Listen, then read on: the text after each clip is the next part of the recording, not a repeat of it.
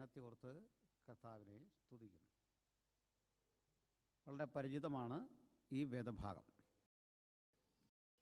ഇത് നമ്മുടെ കർത്താവായ യേശുക്രിസ്തുവിൻ്റെ തിരുപ്പിറവി എന്ന അത്ഭുത സംഭവത്തെ ആധാരമാക്കിയുള്ള ഒരു വിശദീകരണമാണ്. ഒരുപക്ഷെ ഇതിൻ്റെ ഒരു പശ്ചാത്തലം അറിയാത്ത ആരും ഇവിടെ ഉണ്ടാവില്ല. പ്രധാനമായും ഈ ഒരു ഭാഗം നമ്മൾ പല ഘട്ടങ്ങളിൽ പഠിക്കുന്നതാണ്, ഗ്രഹിക്കുന്നതാണ്. മാത്രമല്ല അക്രൈസ്തവരായ ആളുകൾക്കും ഈ ഭാഗം വളരെ കൃത്യമായിട്ട് അറിവുള്ളതാണ്. യേശുവിൻ്റെ ജനനത്തെപ്പറ്റി. കാരണം ക്രിസ്മസ് പോലെയുള്ള ആഘോഷവേളകളിലെ കലാരൂപങ്ങളിലൊക്കെ ഈ ഭാഗം ഏതെങ്കിലും തരത്തിലൊക്കെ ജനങ്ങൾ മനസ്സിലാക്കാനുള്ള സന്ദർഭങ്ങളുണ്ട് എന്നുള്ളതാണ് സത്യം. ഞാനെന്നാൽ ആ വഴിക്കല്ല എൻ്റെ ചിന്ത.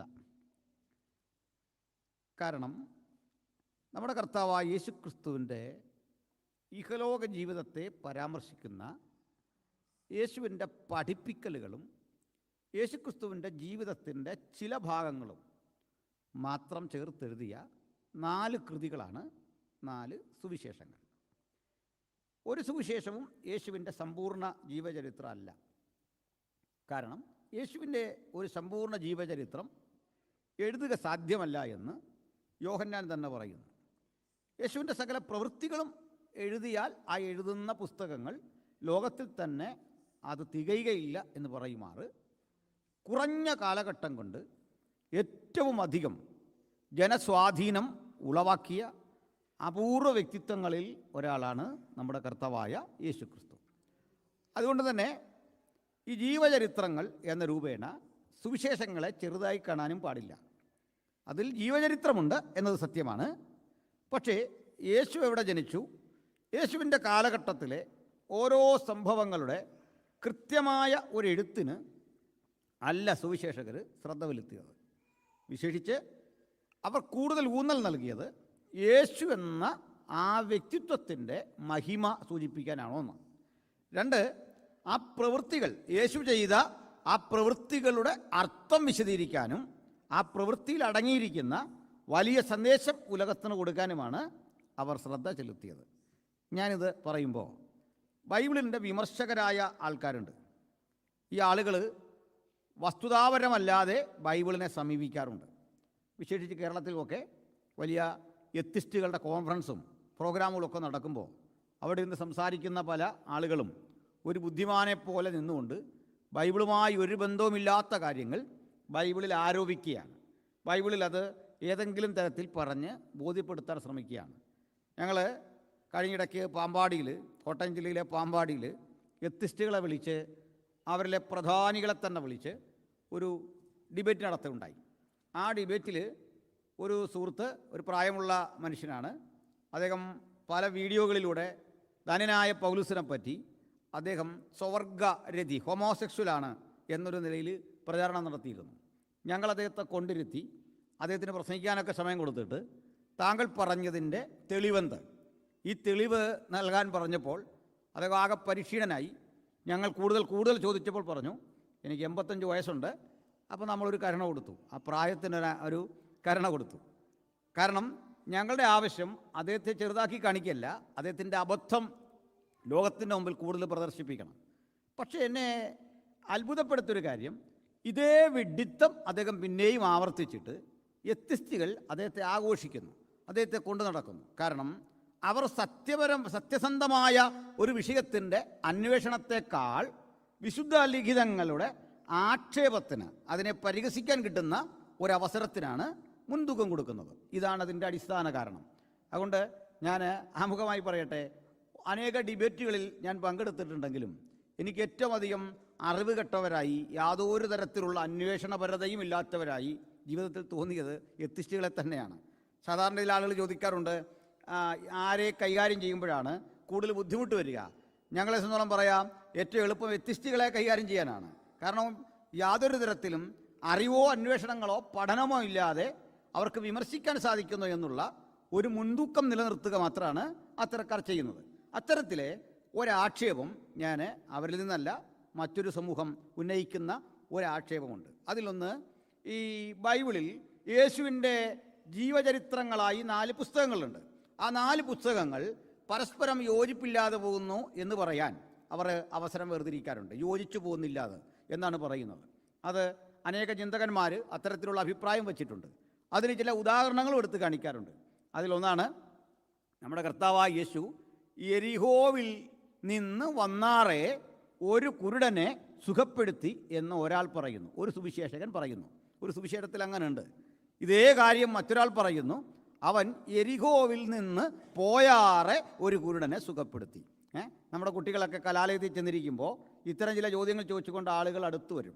ഒരിടത്ത് പറയുന്നു, ഗദരദേശത്ത് നിന്ന് 2 കുരുടന്മാർ, 2 മനോരോഗികൾ, 2 ഭൂതഗ്രസ്തർ യേശുവിനെ അഭിമുഖീകരിച്ചു. മറ്റൊരാൾ പറയുന്നു 1 ഭൂതഗ്രസ്തൻ എന്ന് പറയുന്നു.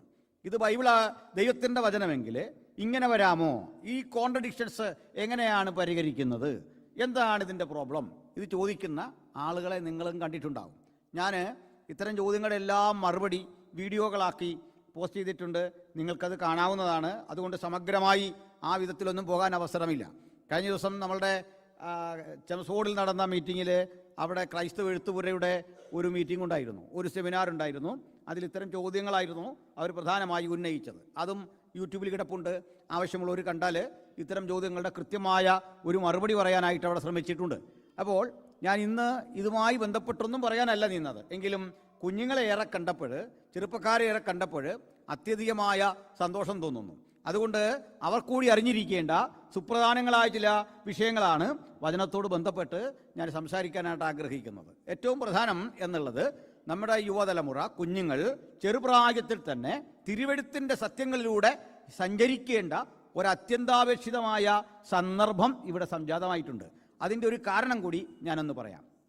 നമ്മളെത്തി നിൽക്കുന്ന ഈ രാജ്യം, ഗ്രേറ്റ് ബ്രിട്ടൻ്റെ ഭാഗമാണല്ലോ ഇതെല്ലാം. ഞാൻ വരുമ്പോൾ കർത്തദാസനുമായിട്ട് ഇത്തരം കാര്യങ്ങളൊക്കെ സംസാരിക്കായിരുന്നു. നോക്കണം, നമ്മളെ ഇന്ത്യയെക്കുറിച്ചൊക്കെ ഉള്ള അവിടുത്തെ ഇപ്പോൾ മാറി വന്നിട്ടുള്ള രാഷ്ട്രീയ സാഹചര്യത്തിൽ എന്താണ് നമ്മുടെ നാട്ടിലെ പ്രസംഗങ്ങൾ? ഭാരതം ജഗദ്ഗുരുവാണ്, ഉലകത്തിന് മുഴുവൻ ഗുരുവായി ഭവിച്ച ഒരു രാജ്യമാണ് ഭാരതമെന്നും, ഇന്ത്യയിലേക്ക് കയറി വന്ന ബ്രിട്ടീഷ് ഈസ്റ്റ് ഇന്ത്യ കമ്പനിയോ ഇവിടുത്തുകാരോ പാശ്ചാത്യരായ ആളുകൾ വന്നിട്ട് ഇന്ത്യയിൽ നിന്ന് സാങ്കേതിക വിദ്യകളൊക്കെ കരഗതമാക്കി അത് ഇംഗ്ലീഷിൽ മൊഴി മാറ്റിയിട്ട് അതാണ് പാശ്ചാത്യ രാജ്യങ്ങൾ വളർന്നത് എന്ന രൂപേണയുള്ള ഒത്തിരി നരേഷൻസ് നിങ്ങളും കേട്ടിട്ടുണ്ടാകും, നിങ്ങൾ വന്ന് മനസ്സിലാക്കിയിട്ടുണ്ടാകും. പക്ഷേ ഇതാരെയാണ് പറഞ്ഞ് കൺവിൻസ് ചെയ്യിക്കുന്നതെന്ന് കൂടി നമ്മളൊന്ന് മനസ്സിലാക്കണം. ഇതോടുകൂടി അറിയേണ്ട ഒരു കാര്യമുണ്ട്. നമ്മുടെ നാട്ടിൽ ഇതിപ്പോൾ ലൈവ് ഉണ്ട്, അതുകൊണ്ട് അങ്ങനെയുള്ള ആളുകൾക്ക് കൂടി ഒന്ന് മനസ്സിലാക്കാനായിട്ട് പറയട്ടെ. സാധാരണഗതിയിൽ പരസ്യത്തിനൊക്കെ പ്രസംഗിക്കാൻ പോകുന്ന, പൊതുവിലൊക്കെ നിന്ന് സംസാരിക്കുന്ന ആളുകളുടെ അരികിൽ വന്നിട്ട് ചില ആരോപണം, ക്രൈസ്തവരായ നമ്മോട് ചില ആരോപണങ്ങൾ ചില ടീമുകൾ ബോധപൂർവം പറയാറുണ്ട്.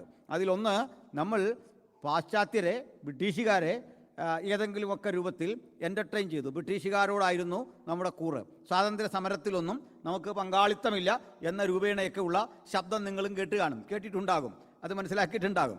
ഞാൻ ഇത്തരം കാര്യങ്ങൾ കേട്ട് അതിന് കൃത്യമായ മറുപടിയും പറഞ്ഞിട്ടുണ്ട്. അതും ചില വീഡിയോകളുണ്ട്. എന്താണ് അതൊന്ന് പറയാം. മിക്കപ്പോഴും നമ്മുടെ ആളുകളുടെ അരികിലേക്ക് വന്നിട്ട്, നിങ്ങൾ ബ്രിട്ടീഷുകാരെ സ്വീകരിച്ച ആളുകളാണ്, ബ്രിട്ടീഷുകാരോട് നിങ്ങൾ വിധേയപ്പെട്ട ആളുകളാണ്, നിങ്ങളുടെ മനസ്സിപ്പോഴും ഇങ്ങനെയുള്ള പാശ്ചാത്യ രാജ്യങ്ങളോടാണ് എന്ന് പറയുന്ന ഒരു ആരോപണം. ആ ആരോപണം കേട്ടിട്ട് നമ്മുടെ ആളുകൾ തലകുനിച്ചു പോകുന്ന ഒരു രീതിയും കണ്ടിട്ടുണ്ട്. ഉത്തരമൊന്നും പറയാതെ ഒരു പാതി അവർ പറഞ്ഞത് ശരിയാണ് എന്ന അർത്ഥത്തിൽ സംസാരിച്ചു പോകാറുണ്ട്. മറ്റൊന്നും കൂടി പറയാറുണ്ട്, ഇന്ത്യ ഒരു ഏറ്റവും അധികം ഹൈന്ദവ സഹോദരങ്ങളുള്ളൊരു സ്ഥലമായിരുന്നു, അവിടെ നിങ്ങളെയൊക്കെ പ്രവർത്തിക്കാൻ അനുവദിച്ചു, വന്നവരൊക്കെ അനുവദിച്ചു, എല്ലാ മനുഷ്യരെയും, യഹൂദന്മാരെയും മുസ്ലിങ്ങളെയും ക്രൈസ്തവരെയും അങ്ങനെ ഓരോ കാലഘട്ടത്തിൽ വന്നവരൊക്കെ അനുവദിച്ചു. ഇതൊരു ലിബറലായ വിശാലമായ ഒരു സംസ്കാരമാണ്, ഇത് ജഗദ്ഗുരുവാണ്. ഈ രൂപേണയുള്ള ശബ്ദമൊക്കെ നിങ്ങൾ കേട്ട് കാണും. ഞാൻ ഏതായാലും ഇത്തരം വാക്കുകൾ പറയുന്ന ആളുകളെയും ചർച്ചയ്ക്ക് വിളിച്ചിട്ടുണ്ട്, സംവാദത്തിന്. ഞാനതിൽ ചിലരുടെ പേര് പറയുന്നതിൽ നിങ്ങൾക്ക് ഖേദം തോന്നേണ്ടതില്ല. ഞാൻ മാത്രമല്ല, ഞങ്ങൾ ടീമായിട്ട് ഡോക്ടർ എൻ ഗോപാലകൃഷ്ണൻ എന്നൊരാളെ ചർച്ചയ്ക്ക് വിളിച്ചു. അദ്ദേഹം ഇപ്പോൾ ജീവിച്ചിരിപ്പില്ല. അപ്പോൾ അദ്ദേഹം വാക്ക് തരികയും പിന്നെ ഒഴിവാകുകയും ചെയ്തു. അപ്പോൾ അദ്ദേഹം മരിച്ചു കഴിഞ്ഞ് അങ്ങനെ പറഞ്ഞാൽ അത് ശരിയാകുമെന്നാണ് ആ വീഡിയോയിൽ നിങ്ങൾക്ക് കാണാം ഞങ്ങൾ അദ്ദേഹത്തെ ക്ഷണിക്കുന്നത്. അതുകൊണ്ട് അതിൽ കള്ളമില്ല. രണ്ടാമത്, നമ്മുടെ ശശികല ടീച്ചറെ ക്ഷണിച്ചു, ഇത്തരം കാര്യങ്ങൾ നമുക്ക് ചർച്ചയാകാം. അവർ വാക്ക് തന്നു, ഞങ്ങൾ പോസ്റ്ററൊക്കെ അടിച്ചു, പരസ്യങ്ങളൊക്കെ ചെയ്തു. തക്ക സമയത്ത് അവരും പിന്മാറി. എന്താണ് കാരണം? ഇത്തരം കാര്യങ്ങൾ ഇല്ലിറ്ററേറ്റായ ഒരു സമൂഹത്തിൽ പോയി അവർക്ക് പ്രചരിപ്പിക്കാം. പക്ഷേ ഉലകത്തെ തന്നെ പരിഷ്കരിക്കുന്നതിൽ, സംസ്കാരചിത്തരാക്കുന്നതിൽ പങ്കുവഹിച്ച ക്രിസ്ത്യാനിത്വത്തിന് ഒരിക്കലും ഇത്തരം വാദങ്ങളെ ചരിത്രപരമായി അംഗീകരിക്കാൻ സാധിക്കില്ല. ഞാനതിൻ്റെ കാരണമൊന്ന് പറയാം. മിക്കപ്പോഴും പരസ്യവും നടത്തുന്നവർ ചെയ്യുന്നൊരു തെറ്റുമുണ്ട്. ആ തെറ്റെന്താണെന്നറിയണ്ടേ? മറ്റുള്ളവരെ സന്തോഷിപ്പിക്കാൻ ചരിത്രവിരുദ്ധമായി പറയുക. ഫോർ എക്സാമ്പിൾ, മഹത്തായ ആർഷഭാരത സംസ്കാരം, ഈ പദം നിങ്ങൾ കേട്ട് കാണും. സനാതനധർമ്മം, ഈ പദം കേട്ട് കാണും. വസുദൈവ കുടുംബം, ഇതൊക്കെ കേട്ട് കാണും. ഞാൻ ഏറ്റവും ഒടുവിൽ മണിപ്പൂർ കലാപവുമായി ബന്ധപ്പെട്ട് PYP സംഘടിപ്പിച്ച തിരുവല്ലയിലെ ഒരു യോഗത്തിൽ പ്രസംഗിച്ചു. ആ യോഗത്തിനായ രാജ്യസഭ ഉപാധ്യക്ഷൻ ശ്രീ PJ കുര്യൻ സാറുണ്ടായിരുന്നു.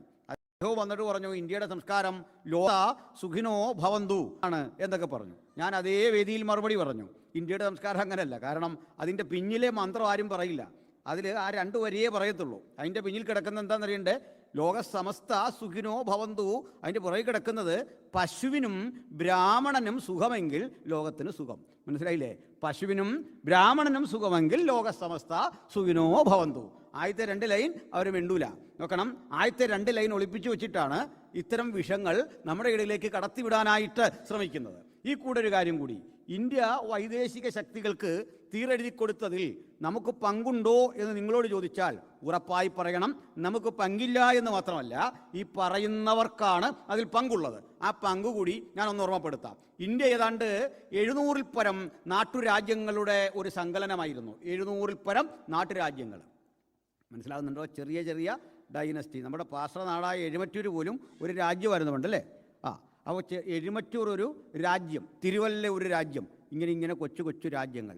അതിൻ്റെ മീതെ ഒരു അല്പം കൂടി കരുത്തനായ ഒരു രാജാവ്. ഈ നാടുവാഴി എന്നൊക്കെ പറയുന്ന ആളുകളുടെ ജീവിതം പോലും വളരെ ഒരു ഇപ്പോഴും രാജ്യത്തിൻ്റെ അവശിഷ്ടങ്ങളൊക്കെ എഴുമറ്റൂർ. അപ്പോൾ വസ്തുത അങ്ങനെ. സത്യത്തിൽ ഈ നാട്ടുരാജാക്കന്മാരുടെ ഒരു അവസ്ഥ അവരെക്കാൾ എത്രയോ ക്ഷേമമായിട്ടാണ് നമ്മുടെ സെൻട്രൽ വാസന്മാർ കഴിയുന്നതെന്ന് ഞാൻ ആലോചിച്ചിട്ടുണ്ട്. കാരണം ഒരു സെൻട്രലിനുള്ള അധികാരം പോലും ബ്രിട്ടീഷുകാർ വന്നപ്പോൾ ഇവർക്കില്ല. അപ്പോൾ നമ്മുടെ സെൻട്രൽ വാസന്മാർ അതിൽ എത്രയോ നല്ലൊരു നിലയിലാണ് ഇപ്പോൾ കഴിയുന്നത്. അത് പറഞ്ഞു വന്നത്, ഏതാണ്ട് പണ്ടത്തെ നാട്ടുരാജാവും നമ്മുടെ സെൻട്രൽ പാസും ഒക്കെ ഏതാണ്ട് ഇപ്പോൾ ഈക്വലായിട്ടൊക്കെയാണ് പോകുന്നത്. നല്ല ദൈവരെ ഉയർത്തട്ടെ, അവരോടുള്ള ഒരു അസൂയ കൊണ്ടൊന്നും പറഞ്ഞല്ല. ദൈവം അവരെല്ലാം അനുഗ്രഹിക്കട്ടെ. ഒന്നാമതിപ്പം നമ്മുടെ നാട്ടിൽ സെൻട്രൽ കൺവെൻഷനൊക്കെ തുടങ്ങുന്ന സമയം എനിക്ക് തിരിച്ചും പോകേണ്ടതാണ്. ഏതായാലും രാജാക്കന്മാരാരും കോപിക്കരുത്, ലൈവിലൂടെ കാണുന്നെങ്കിൽ പോട്ടെ. അപ്പോൾ എന്തിനാണ് പറഞ്ഞതെന്ന് അറിയട്ടെ, ഈ ഇന്ത്യയിലെ 700-ൽ പരം നാട്ടുരാജ്യങ്ങളുള്ളതിൽ ഒരാൾ മാത്രമേ ക്രിസ്ത്യാനി ഉണ്ടായിരുന്നുള്ളൂ. ക്രിസ്തീയ പേരുള്ള ഒരുത്തനെ ഉണ്ടായിരുന്നുള്ളൂ, ഒരുത്തൻ. ബാക്കി 80% ഹിന്ദു രാജാക്കന്മാരായിരുന്നു ഇന്ത്യയിലുണ്ടായിരുന്നത്. ഈ നാട്ടുരാജാക്കന്മാർ, നാടുവാഴികൾ. ഒരു 20% ആളുകൾ മുഗളന്മാർക്ക് ശേഷം ഉണ്ടായ ആ മുസ്ലിം കമ്മ്യൂണിറ്റിയിൽ നിന്നാണ് ബാക്കി രാജാക്കന്മാർ. നമ്മുടെ ടിപ്പു സുൽത്താനൊക്കെ പോലൊക്കെയുള്ള ആളുകളുണ്ട്. ഒരാളെ ഉണ്ടായിരുന്നുള്ള ക്രിസ്ത്യാനി, ഒരാൾ, അതും പേരുകൊണ്ട് മാത്രമുള്ളൊരു ക്രിസ്ത്യാനി. അദ്ദേഹം ജീവിച്ചിരുന്നത് കൊല്ലം ജില്ലയിലെ അഞ്ചുതെങ്ങ് എന്നറിയപ്പെടുന്ന സ്ഥലത്ത്, മണിഗ്രാമം എന്നോ മറ്റോ പറയുന്ന ഒരു ചെറിയ രാജ്യം ഭരിച്ചു പോന്ന ഒരു രാജാവ്. അദ്ദേഹത്തെ അറിയപ്പെട്ടത് ചരിത്രത്തിൽ വില്ലാർവട്ടം തോമാ രാജാവ് എന്നായിരുന്നു. ആ പേര് പോലും കേട്ടിട്ട് ഏതാണ്ട് ഒരു ആകഴിയല്ലേ? രാജാവിന് ഇടാൻ പറ്റിയൊരു പേരാണോ എന്ന് തന്നെ ചിന്തിക്കണം. വില്ലാർവട്ടം തോമാ രാജാവ്. ഇടയ്ക്ക് PYPയുടെ ഒരു പ്രോഗ്രാമിൽ പോയിട്ട് കള്ളൻ്റെ മാനസാന്തരം എന്ന് പറഞ്ഞൊരു കഥ എഴുതാൻ പിള്ളേർക്ക് വിഷയം കൊടുത്തു. അപ്പോൾ ഒരു കൊച്ച് ആ കള്ളന് പേരിട്ടത് മുംബൈ അധോലോകത്തെ കിടുകിട വിറപ്പിച്ച ഒരു ഗുണ്ട എന്നെല്ലാം എഴുത്. ഗുണ്ടയുടെ പേര് ബിജു എന്ന്. അപ്പോൾ ഓരോ പണിക്കും പറ്റിയൊരു പേരുണ്ട്, അതിനൊരു ഗ്രാവിറ്റി വേണ്ട ഒരു പേര് കേട്ടല്ലേ? അതുകൊണ്ട് പറഞ്ഞാൽ അല്ലാതെ ബിജു എന്നുള്ള പേര് മോശമായിട്ടൊന്നുമല്ല. എന്നാൽ ഈ ഗുണ്ടയ്ക്ക് അധോലോകം, അത് കേരളത്തിലെ വല്ല അധോലോകമാണെങ്കിൽ പോട്ടെ, മുംബൈയിലെ അധോലോകത്തെ കിടുകിട വിറപ്പിച്ച ഒരു ഗുണ്ട എന്നൊക്കെ പറഞ്ഞിട്ട് ബിജു എന്ന് പേരിട്ട കഥയുടെ മുഴുവൻ ഗ്ലാമറും പോയി എന്ന് പറഞ്ഞ പോലെയാണ്. ഒരു രാജാവിൻ്റെ പേരാണ് വില്ലാർവട്ടം തോമ രാജാവ്. ഇവരെല്ലാം അടിയായിരുന്നു, അങ്ങോട്ടും ഇങ്ങോട്ടും പരസ്പരം അടിക്കുകയാണ്, അടിച്ച് പോരാടുക, ഈ അതിരിന് വേണ്ടി അടിക്കുക. അങ്ങനെ ഇതിന് നിസാരം സ്ത്രീകൾക്ക് വേണ്ടി പോലും രാജ്യങ്ങൾ തമ്മിൽ യുദ്ധം നടന്നിട്ടുണ്ട് പണ്ട് നമ്മുടെ രാജ്യത്ത്. ഇത്ര കിരാത യുദ്ധം നടക്കുകയാണ്. ഈ യുദ്ധം നടക്കുമ്പോൾ പരസ്പരം ഭിന്നിച്ച് കഴിയുന്ന ആളുകളുടെ നടുവിലേക്കാണ് ആദ്യം ഡച്ചുകാർ വരുന്നുണ്ട്, പിന്നെ നമ്മൾ ഒത്തിരി ഈസ്റ്റ് ഇന്ത്യ കമ്പനികൾ ഒത്തിരി ഉണ്ട്. അതിലൊന്നാണ് ഈ ലണ്ടനിൽ നിന്ന് വന്ന ഈസ്റ്റ് ഇന്ത്യ കമ്പനി. അപ്പോൾ ഞാനൊരാളോട് ചോദിച്ചാണ്, ലണ്ടനിൽ രജിസ്റ്റർ ചെയ്ത ഒരു കമ്പനി നോക്കണം, ഈ കമ്പനിയാണ് ലണ്ടനിൽ രജിസ്റ്റർ ചെയ്തൊരു കമ്പനി ഏതാണ്ട് 2.5 നൂറ്റാണ്ട് നമ്മളെല്ലാം അടിമയാക്കി എന്ന് പറയുമ്പോൾ ഒന്ന് ആലോചിച്ച് നോക്കി, നമ്മുടെ മഹത്തായ പാരമ്പര്യമൊക്കെ എവിടെ പോയി എന്നുള്ള ആ സംഭവമാണ് ഞാൻ പറയാൻ വരുന്നത്. അതിൽ ഈ നമ്മുടെ രാജ്യത്ത് ഇവരോട് ചെറുത്ത് നിന്നു, യുദ്ധം ചെയ്തു, ടിപ്പു സുൽത്താൻ എതിർത്തു, മറ്റേ പഴശ്ശിരാജ എതിർത്തു എന്നൊക്കെ പറയുന്നുണ്ടല്ലോ. പക്ഷെ എന്തിനാണ് ഇവർ എതിർത്തേ? ഈ പഴശ്ശിരാജ എന്തിനാണ് എതിർത്ത ബ്രിട്ടീഷുകാരെ? ടിപ്പു സുൽത്താൻ എന്തിനാണ് എതിർത്തേ? അറിയോ നിങ്ങൾക്ക്? നമുക്കാർക്കും ജനാധിപത്യം തരാനോ എല്ലാവർക്കും വോട്ടവകാശം തരാനോ എല്ലാവർക്കും വിദ്യാഭ്യാസം തരാനോ അല്ല, മറിച്ച് എവൻ കപ്പം പിരിക്കുന്നത് അവന് തന്നെ കിട്ടണം, ബ്രിട്ടീഷുകാരൻ കൊണ്ടുപോകരുത്, അതിനു വേണ്ടിയാണ്. അല്ലെങ്കിൽ തെളിവ് തരട്ടെ. ജനാധിപത്യം വന്ന് വോട്ട് ചെയ്തൊരു പ്രതിനിധിയെ തിരഞ്ഞെടുക്കാനാണോ, സ്കൂൾ ആരംഭിക്കാനാണോ, കോളേജ് ആരംഭിക്കാനാണോ, ശാസ്ത്ര സാങ്കേതിക വിദ്യ കൊണ്ടുവരാനാണോ? അല്ല. ഇതാണ് സത്യം. അപ്പോൾ ബ്രിട്ടീഷുകാരനെ എതിർത്തത് കൊണ്ട് മാത്രം അത് സ്വാതന്ത്ര്യ സമരമായി. പിടികിട്ടിയോ? മനസ്സിലായോ പറഞ്ഞേ? ഞാനിത് ആഗസ്റ്റ് 15 എന്ന് പറഞ്ഞൊരു മെസ്സേജ് ചെയ്തിട്ടിട്ടുണ്ട്. ഇത് കാര്യമായി പറഞ്ഞിട്ടുണ്ട് അതിനകത്ത് ഈ കാര്യങ്ങളെല്ലാം ഇവർ ചെയ്തതും ഒക്കെ പറഞ്ഞിട്ടുണ്ട്. 108 വീത കരമായിരുന്നു നമുക്കതിനു മുമ്പ് കൊടുക്കാനുണ്ടായിരുന്നത്. ഒരു മനുഷ്യൻ പല രൂപത്തിൽ 108 വീത കരം ഒരു വർഷം അടയ്ക്കണമായിരുന്നു. അങ്ങനെ തിരുവിതാംകൂർ രാജാക്കന്മാർ ഭരിച്ചത്. ഇതിലൊരു തമാശ കൂടിയുണ്ട്. തമാശ എന്ന് പറഞ്ഞ് ഇവർ തമ്മിൽ അടിക്കുമ്പോൾ ഈ അടി മൂക്കുമ്പോൾ അപ്പോഴേക്ക് നമ്മുടെ 1600-കളിൽ തന്നെ ബ്രിട്ടീഷ് ഈസ്റ്റ് ഇന്ത്യ കമ്പനി നമ്മുടെ ബംഗാൾ വഴി ഇങ്ങ് വന്നു. സിറാജുദ്ദൗളയെ തോൽപ്പിച്ചുകൊണ്ട് ഇങ്ങ് കയറി. എന്നിട്ട് ഇവിടെ വരുന്ന ഓരോ രാജ്യങ്ങളും ഇങ്ങനെ പിടിച്ചു വരികയാണ്. അപ്പോൾ കമ്പനിയുടെ പട്ടാളം എല്ലായിടത്തുണ്ട്, എല്ലാ സ്ഥലങ്ങളിലും ഉണ്ട്. അപ്പോഴാണ് തിരുവിതാംകൂർ രാജാവും കൊച്ചിയും കൂടെ ഒരു അടി നടക്കാമെന്ന് വിചാരിക്കുക. അപ്പോൾ ഈ അടി നടക്കുമ്പോൾ 2 കൂട്ടർക്കും ഒരു പ്രശ്നമുണ്ട്. ഈ 2 കൂട്ടരുടെ ഇടയിൽ നല്ല ആയോധന കല പഠിച്ച അഭ്യാസികളായ ആളുകൾ തന്നെയാണുള്ളത്. ഇവരങ്ങോട്ടും ഇങ്ങോട്ടും ഏറ്റുമുട്ടുന്നതിന് മുമ്പ് ഒത്തിരി മര്യാദയും മാന്യതയൊക്കെ ഉണ്ട് കേട്ടോ. ഒരു മര്യാദ എന്ന് പറഞ്ഞാൽ ഈ യുദ്ധമൊക്കെ ഉള്ളതും അല്ലാത്തപ്പോഴും ഒക്കെ രാവിലെ ഈ സൂര്യ നമസ്കാരമൊക്കെ കഴിഞ്ഞ് നമ്മൾ കേൾക്കുമല്ലോ, ശ്ലോകമൊക്കെ കേൾക്കുമല്ലോ. അത് ഈ പാഷമാർ പരസ്യവും നടത്തുമ്പോഴാണ് ഇതെല്ലാം കൂടുതൽ പാടുന്നത്. അവർക്ക് പോലും ഇത് അറിയത്തില്ല. നമ്മൾ പാടിയ ഇത് ജനകീയമാക്കുന്നല്ലേ? ഇങ്ങനെ നിന്നോട്ട് സൂര്യനെ നോക്കി പാടുന്ന പാട്ട്. ഇതെല്ലാം കഴിഞ്ഞിട്ട് യുദ്ധം തുടങ്ങുന്നതിന് മുമ്പ് ജ്യോത്സ്യനെ വിളിച്ച് ഈ സമയം കുറിപ്പിക്കും പോകാനുള്ള. അപ്പോൾ ജ്യോത്സ്യൻ രാഹുകാലം, ഗുളികോദയം ഇതെല്ലാം ഇങ്ങനെ നോക്കി രാഹുകാലം കഴിഞ്ഞിട്ട് ഗുളികൻ ഉദിച്ചോ എന്നൊക്കെ നോക്കി ടൈം പറഞ്ഞു കൊടുക്കും. അത് ഓലയെ കുറിപ്പിക്കും. ഇങ്ങനെ പോവാണ്. ഇപ്പോൾ യുദ്ധത്തിന് പോകുമ്പോൾ ഒരു പടയാളി 8, 10, 12 പേരെ വടിക്കടിച്ച് താഴെ ഇടാൻ കഴിവുള്ളവരാ. ഇങ്ങനെ വിരലിന് കുത്തി, അണിവിരലിന് കുത്തി ഒരുത്തനെ മറിക്കും. ഇത്ര കഴിവുള്ളവരാണ്. അതിന് മുമ്പ് തന്നെ എതിരാളി ഒന്ന് വണങ്ങിയിട്ടാണ് യുദ്ധം. ലോകത്തെങ്ങും ഇല്ല എതിരാളിയെ വണങ്ങിയുള്ള യുദ്ധം. അത് ഇന്ത്യക്കാർക്ക് മാത്രമുള്ള കാര്യമാണെന്നാണ് നമ്മൾ കേട്ടേക്കുന്നത്. നല്ല കാര്യമാണ്. നമ്മളെ കാണുമ്പോൾ ആദ്യം ഗുഡ് മോർണിംഗ് എന്ന് പറയുക, ചെവിക്കുട്ടിക്ക് ഒരെണ്ണം തരിക എന്ന് പറഞ്ഞൊന്ന് ആലോചിച്ച് നോക്കിയേ. സുഖമായിരിക്കുന്നോ? വീട്ടിൽ എല്ലാവരും സന്തോഷമായിട്ടിരിക്കുന്നു. ഇരിക്കട്ടെ ഒരെണ്ണമെന്ന് പറഞ്ഞ് തരുന്നു എന്നുള്ള ഞാൻ അതിന് കൊടുത്ത എൻ്റെ ഒരു വേർഷൻ. അത് ഇതും തമ്മിലുള്ള വ്യത്യാസം എന്താ നിങ്ങൾ കണ്ടാൽ മതി. എതിരാളി ഒന്ന് വണങ്ങുന്നു, നമസ്തേ, മറ്റോനും വണങ്ങുന്നു, ചെവിക്കുട്ടിക്കൊരടി. അത് നമ്മുടെ മാത്രം ഒരു പാരമ്പര്യമാണെന്നാണ് പറയുന്നത്. ആട്ടെ, നമുക്ക് കുഴപ്പമില്ല. അപ്പം ഇങ്ങനെ എതിരാളിയെ വണങ്ങും. പിന്നെ കുറേ തത്വങ്ങളുണ്ട് ഈ യുദ്ധത്തിന്. അതായത് ഈ എതിരാളി വരുമ്പോഴേക്ക് വണങ്ങിക്കഴിഞ്ഞ് സൂര്യനെ നമസ്കരിച്ചു, ഭൂമിയെ നമസ്കരിച്ചു, മാതാപിതാക്കളെ ഓർത്തു, ഗുരുവിനെ ഓർത്തു തുടങ്ങാൻ പോവാണ്. പരിപാടി അങ്ങ് തുടങ്ങുകയാണ്. അപ്പോൾ അതിന് ഭാഗമായിട്ട് ഈ 2-3 സാങ്കേതിക പദങ്ങളുണ്ട്. ഗജവടിവിൽ അമർന്നു എന്ന് വെച്ചാൽ ആന നിൽക്കുന്ന പോലെ നിന്നു, സിംഹവടിവിൽ നിവർന്നു, സിംഹം ചാടി വരുന്ന പോലെ നിവർന്നു. ഇത് ചെയ്യാൻ പോവാണ്. അപ്പോൾ ഇതെല്ലാം പഠിച്ച കക്ഷികളാണ്. എന്നാലും തോറ്റുപോകുമെന്ന് മനസ്സിലാകുമ്പോൾ ഒരു രാജാവ് ഈസ്റ്റ് ഇന്ത്യ കമ്പനിയെ വിളിച്ചിട്ട് പറയുമോ, അവന് കാര്യം ഗജവടിവിൽ അമർന്നു എന്നൊക്കെ പറഞ്ഞാലും അടി വന്നു കഴിഞ്ഞാൽ പറഞ്ഞിട്ട് കാര്യമില്ലല്ലോ. അതുകൊണ്ട് സഹായിക്കണം. ഈസ്റ്റ് ഇന്ത്യ കമ്പനി കുറേ സഹായിക്കാം. എത്ര കമ്പനി പട്ടാളം വേണം? അത് ഇത്ര വേണം. അവർക്കുള്ള ആഹാരം, സൗകര്യം, കണ്ടോൺമെൻറ്റ് ഏരിയകൾ സജ്ജീകരിക്കണം. പിന്നെ ഞങ്ങൾക്ക് കൃഷി ചെയ്യാനുള്ള സൗകര്യം തരണം. നാളെ ഇവൻ പിന്നെയും വന്നു കഴിഞ്ഞാൽ വൈരാഗ്യം വെച്ച് വന്നാൽ നാളെ തീർത്ത് വിടേണ്ടതാണ്. അതിനുവേണ്ടി വേറെ ചില സ്ഥലം തരണം. സ്ഥലത്തിന് വിലയൊന്നും ഇല്ലാത്ത കാലത്ത് ഇതെല്ലാം അവന് കൊടുത്തിട്ട് പറഞ്ഞുകൂടെ തന്നോളാൻ പറഞ്ഞു. അങ്ങനെ അവനത് കൊടുത്തിട്ട് മറ്റവൻ യുദ്ധത്തിന് വരുമ്പോൾ യുദ്ധത്തിന് വന്നു. ഇപ്പുറത്ത് കമ്പനിയുടെ പട്ടാളം നിൽക്കുന്നു, അപ്പുറത്ത് നമ്മുടെ സൈനികർ നിൽക്കുന്നു. അവർ പതിവ് പോലെ സൂര്യനെ നമസ്കരിച്ചു, രാഹുകാലമൊക്കെ നോക്കി തന്നെയാണ് വന്നത്.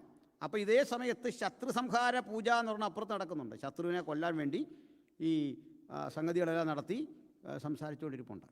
സ്ത്രീകൾ വ്രതം നോക്കുന്നു, രാഹു കേതു ഒക്കെ നോക്കി എവിടെ നിൽക്കുന്നു കേതു, ഗുളികൻ എവിടെ നിൽക്കുന്നു, എല്ലാം കറക്റ്റായിരുന്നു. പറഞ്ഞ പോലെ ഗജവടിവിൽ നിവർന്നു, സിംഹവടിവിൽ അമർന്നു. ജീവിതത്തിൽ ഇതെന്താണെന്ന് മനസ്സിലാകാത്ത സായിപ്പ് തോക്കെടുത്തങ്ങ് കാച്ചി.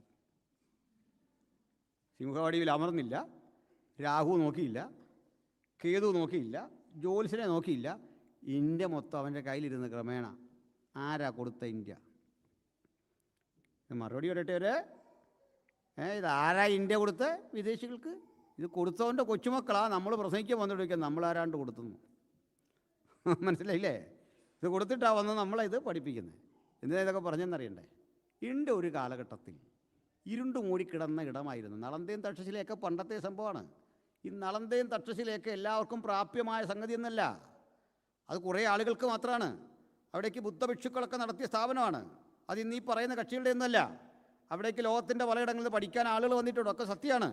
വലിയ യൂണിവേഴ്സിറ്റിയാണ്, സംശയം വേണ്ട. പക്ഷേ അതൊക്കെ അതിസമ്പന്നർക്ക് മാത്രം പറ്റുന്ന സാഹചര്യങ്ങളായിരുന്നു. എല്ലാവർക്കും അതിൻ്റെ സുഖസൗകര്യങ്ങളെ കിട്ടിയില്ല. കിട്ടാത്ത കാലത്ത് British east India company India മുഴുവൻ പിടിച്ചെടുത്തു. സത്യമാണ്.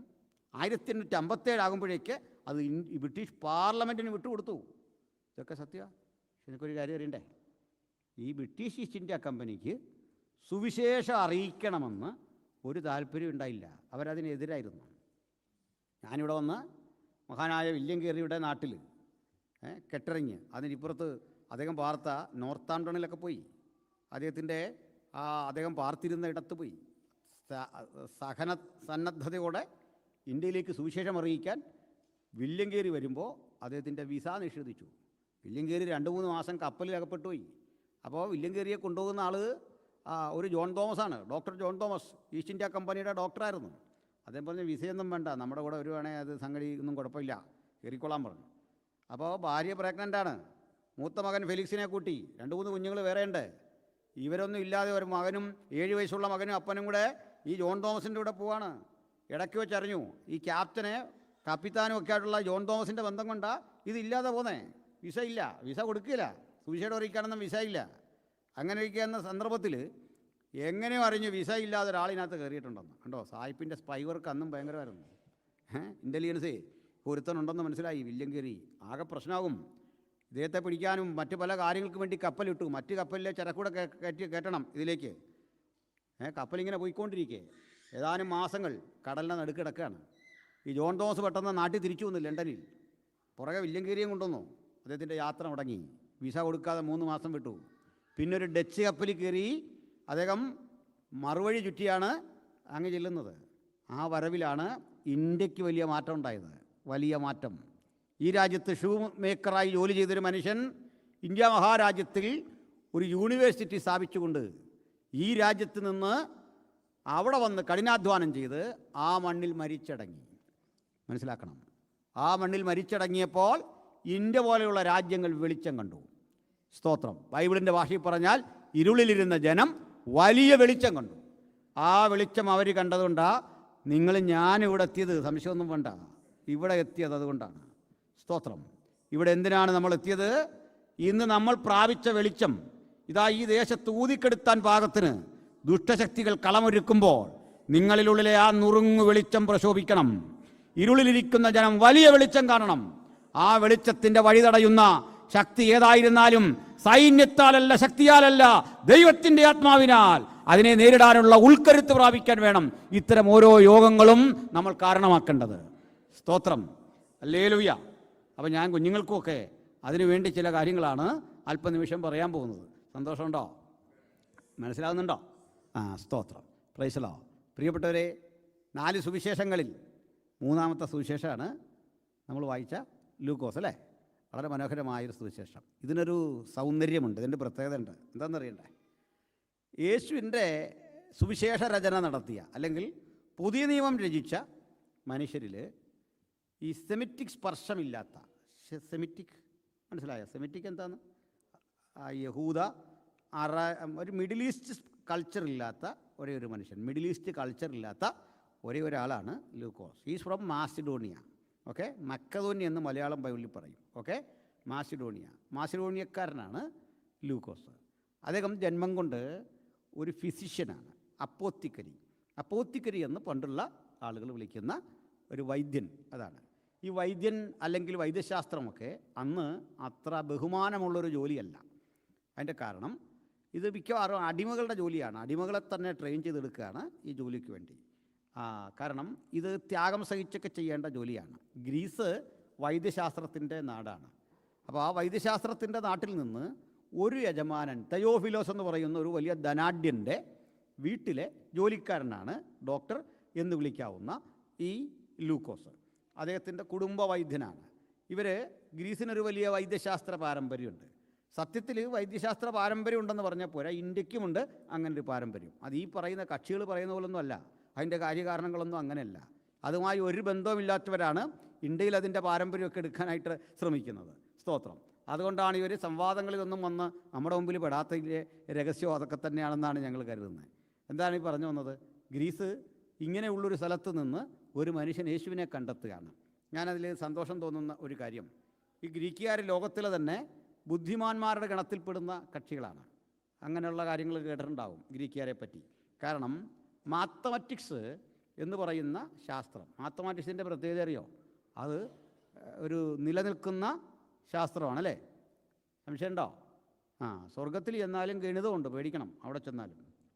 മാസറിയാത്തൊരു കാര്യം ആകപ്പാടെ പ്രശ്നമാണ്. കാരണം അവിടെ മുഴുവൻ കണക്കാണ്, സ്വർഗം മുഴുവൻ കണക്കാണ്. പിന്നെ നമ്മളന്ന് ദൂതതുല്യരാകുന്നതുകൊണ്ട് പേടിക്കണ്ട അല്ലേ? പ്രോബ്ലംസൊക്കെ സോൾവ് ചെയ്യാൻ വേണ്ട ഒരു കൃപ നമുക്ക് അന്നേരം കർത്താവ് തരുകൊണ്ട് പേടിക്കണ്ട.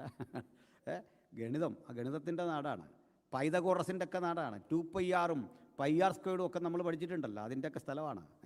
അവിടെ നിന്നാണ് ഗണിതശാസ്ത്രം ഉത്ഭവിക്കുന്നത്. ഇന്ത്യയിലും അത്തരം നല്ല ചിന്തകന്മാരുണ്ടായിരുന്നു. നാടകങ്ങളുടെ നാടാണ്, കവിതകളുടെ നാടാണ്.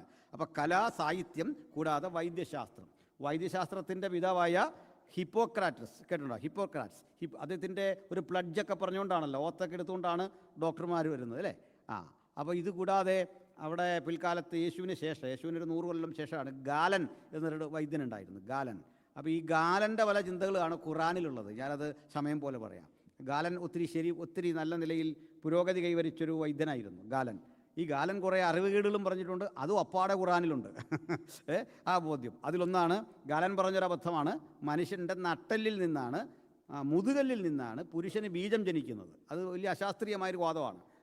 അത് ഖുറാനിൽ അതുപോലെ എഴുതിയിട്ടുണ്ട്, ഞങ്ങളതൊക്കെ ചൂണ്ടിക്കാണിക്കാറുണ്ട്. സ്തോത്രം. അപ്പോൾ നിങ്ങൾക്ക് പ്രശ്നം വല്ലതും ഉണ്ടോ? നിങ്ങൾക്ക് ഇത് ലൈവിൽ അങ്ങ് പൊക്കോളൂ. എൻ്റെ പ്രശ്നമായാലും എന്നെ വിട്ട് പോകാൻ പോകുന്നില്ല. നമ്മളൊരിക്കൽ ശൗലിൻ്റെ കയ്യാൽ മരിക്കുകയുള്ളൂ എന്ന് ദാവീദ് പറഞ്ഞ പോലെ അതതിൻ്റെ വഴിക്ക് പോകും, നിങ്ങളെ ബാധിക്കുകയില്ല. ഞാൻ പാസ്വേഡൊക്കെ പറഞ്ഞു, എന്നെ കൊണ്ട് ആ സ്പീക്കർ കോർണറിലോ നിർത്തുക വലിയൊരു ആഗ്രഹമായിരുന്നു, 2 പറഞ്ഞിട്ട് പോകാനായിട്ട്. അപ്പം അത് വലിയ ആഗ്രഹത്തോടൊക്കെയാണ് ഞാൻ വന്നത്. എന്തായിത്തീരുമെന്നൊരു പിടിയില്ല. ഏതായാലും നമുക്ക് മുമ്പോട്ട് പോവാം. അപ്പോൾ പറഞ്ഞു വന്നത്, അല്ല ഇവർ ചോദിക്കുന്നുണ്ടല്ലോ, അതിനൊരു മറുപടി പറയാൻ വേണ്ടിയാണ്. അല്ലെ അവരിന് മറുപടി പറഞ്ഞാൽ മതി, ഇത് ശാസ്ത്രീയമാണെന്ന് പറഞ്ഞാൽ എന്നോടുള്ള പ്രശ്നം തീർന്നല്ലോ. എനിക്ക് ഞാനത് ഉൾക്കൊണ്ടാം. എനിക്ക് ശാസ്ത്രത്തിൽ വലിയ അറിവില്ലാത്ത ഒരാളാണ്, അതുകൊണ്ട് അത് ഉൾക്കൊള്ളാം, പ്രശ്നമില്ല. നമുക്ക് തിരിച്ചു വരാം. അപ്പോൾ ഈ നാട്ടിൽ നിന്ന് ഒരു മനുഷ്യൻ വരികയാണ്. അയാളുടെ പേരാണ് ലൂക്കോസ്. ഈ ലൂക്കോസ് എന്ന് പറയുന്ന ആൾ വാസ്തവത്തിൽ യേശുവിനെ നേരിട്ട് കണ്ടിട്ടില്ല. യേശു എന്ന ആ വ്യക്തിത്വം ജീവിച്ചിരുന്ന ആ കാലത്തിന് ഒരല്പം കഴിഞ്ഞാണ്, യേശുവിൻ്റെ മരണശേഷമാണ് ജീവിച്ചിരുന്നത് ലൂക്കോസ് ജീവിച്ചിരുന്നത്. ഈ ലൂക്കോസിനെ നമുക്ക് കിട്ടുന്നത് പൗലൂസിൻ്റെ ശിഷ്യൻ എന്ന നിലയിലാണ്. പൗലൂസിൻ്റെ ശിഷ്യൻ. ഈ 8 പേരാണ് പുതുനിയമത്തിൻ്റെ എഴുത്തുകാർ. ആ 8 പേരിൽ മിഡിൽ ഈസ്റ്റ് കൾച്ചറില്ലാത്ത ഒരേ ഒരു എഴുത്തുകാരനാണ് വാസ്തവത്തിൽ ലൂക്കോസ് എന്ന് ഞാൻ പറഞ്ഞു. അപ്പോൾ ഈ ലൂക്കോസ് എന്ന മനുഷ്യൻ പക്ഷേ ഗ്രീക്ക് സാഹിത്യത്തിലെ ഉന്നതമായൊരു ഭാഷാശൈലിയിലാണ് ഇത് എഴുതുന്നത്. മാത്രമല്ല അദ്ദേഹത്തിൻ്റെ ഒരു വൈദ്യശാസ്ത്ര വൈഗദ്ധ്യം നമുക്കിതിൽ കണ്ടുപിടിക്കാം. എന്താണെന്നറിയണ്ടേ?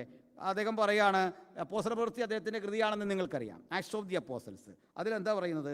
ലുസ്ത്രയിൽ അമ്മയുടെ ഗർഭാശയം മുതൽ മുടന്തനായിരുന്ന ഒരുവൻ. അതെങ്ങനെ അമ്മയുടെ ഗർഭാശയം മുതൽ മുടന്തനായിരുന്നിരുന്നേ? അതാ പുള്ളി ഡോക്ടറാണെന്നുള്ള തെളിവാണ്.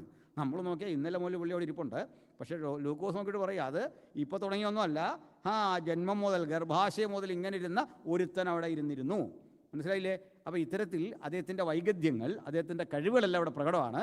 ഇങ്ങനെയുള്ള ലൂക്കോസ്, ഈ ലൂക്കോസിൻ്റെ സുവിശേഷത്തെ അതിൻ്റെ സൗന്ദര്യാത്മകതയിലൊന്ന് ദർശിക്കാനുണ്ട്. കാരണം 4 സുവിശേഷങ്ങൾക്ക് 4 ലക്ഷ്യം. അതുകൂടി പറയാം. ആ 4 ലക്ഷ്യങ്ങൾ പറയുമ്പോഴാണ് നമ്മുടെ സന്തോഷം ഇരട്ടിക്കുന്നത്. സ്തോത്രം. അതിൽ ഒരു കാര്യമാണ് ഞാൻ പറഞ്ഞത്. മത്തായി തൻ്റെ സുവിശേഷത്തിൽ യേശുവിനെ ഒരു രാജാവായി ചിത്രീകരിക്കുകയാണ്. ഒരു വാക്ക് ഞാൻ മത്തായിയെക്കുറിച്ചുകൂടി പറയട്ടെ. മത്തായി എന്ന് പറയുന്ന മനുഷ്യൻ എന്താ പറയുക, അദ്ദേഹത്തിൻ്റെ തൊഴിലെന്തായിരുന്നു? ടാക്സ് കളക്ടറാണ്. അപ്പോൾ ടാക്സ് കളക്ടർ ആകുമ്പോൾ ഈ വരവും ചെലവും കണക്കും ഒക്കെ അറിയാനുള്ള ഒരു ബാധ്യതയുണ്ട്. അല്ലെങ്കിൽ വികാസം പ്രാപിക്കാത്ത അന്നത്തെ കൊമേഴ്സ്, അന്നത്തെ അക്കൗണ്ടൻസി എന്തോ അതൊക്കെ പഠിച്ചൊരു മനുഷ്യനാണ് അല്ലേ? അക്കൗണ്ടൻസി പഠിച്ചവരുണ്ടോ? കൊമേഴ്സൊക്കെ പഠിച്ചവരുണ്ടല്ലോ അല്ലേ? കൊമേഴ്സ് പഠിച്ചവരുടെ ഒരു പ്രത്യേകത എന്ന് പറഞ്ഞാൽ പ്രത്യേകിച്ച് ഒരു അപ്ഡേഷൻ വേണ്ടാത്തൊരു ടോപ്പിക്കാണ്. പ്രത്യേകിച്ച് അല്പം ഐ ടിയും കൂടെ മനസ്സിലാക്കിയിരുന്നാൽ കൊമേഴ്സ് പഴയ മതി, അക്കൗണ്ടൻസിക്ക് വലിയ പുരോഗതി അങ്ങനെ വരുന്നില്ല. അത് സസ്റ്റെയിൻ ചെയ്യുന്ന ഒരു ആർട്ടാണ് അല്ലേ.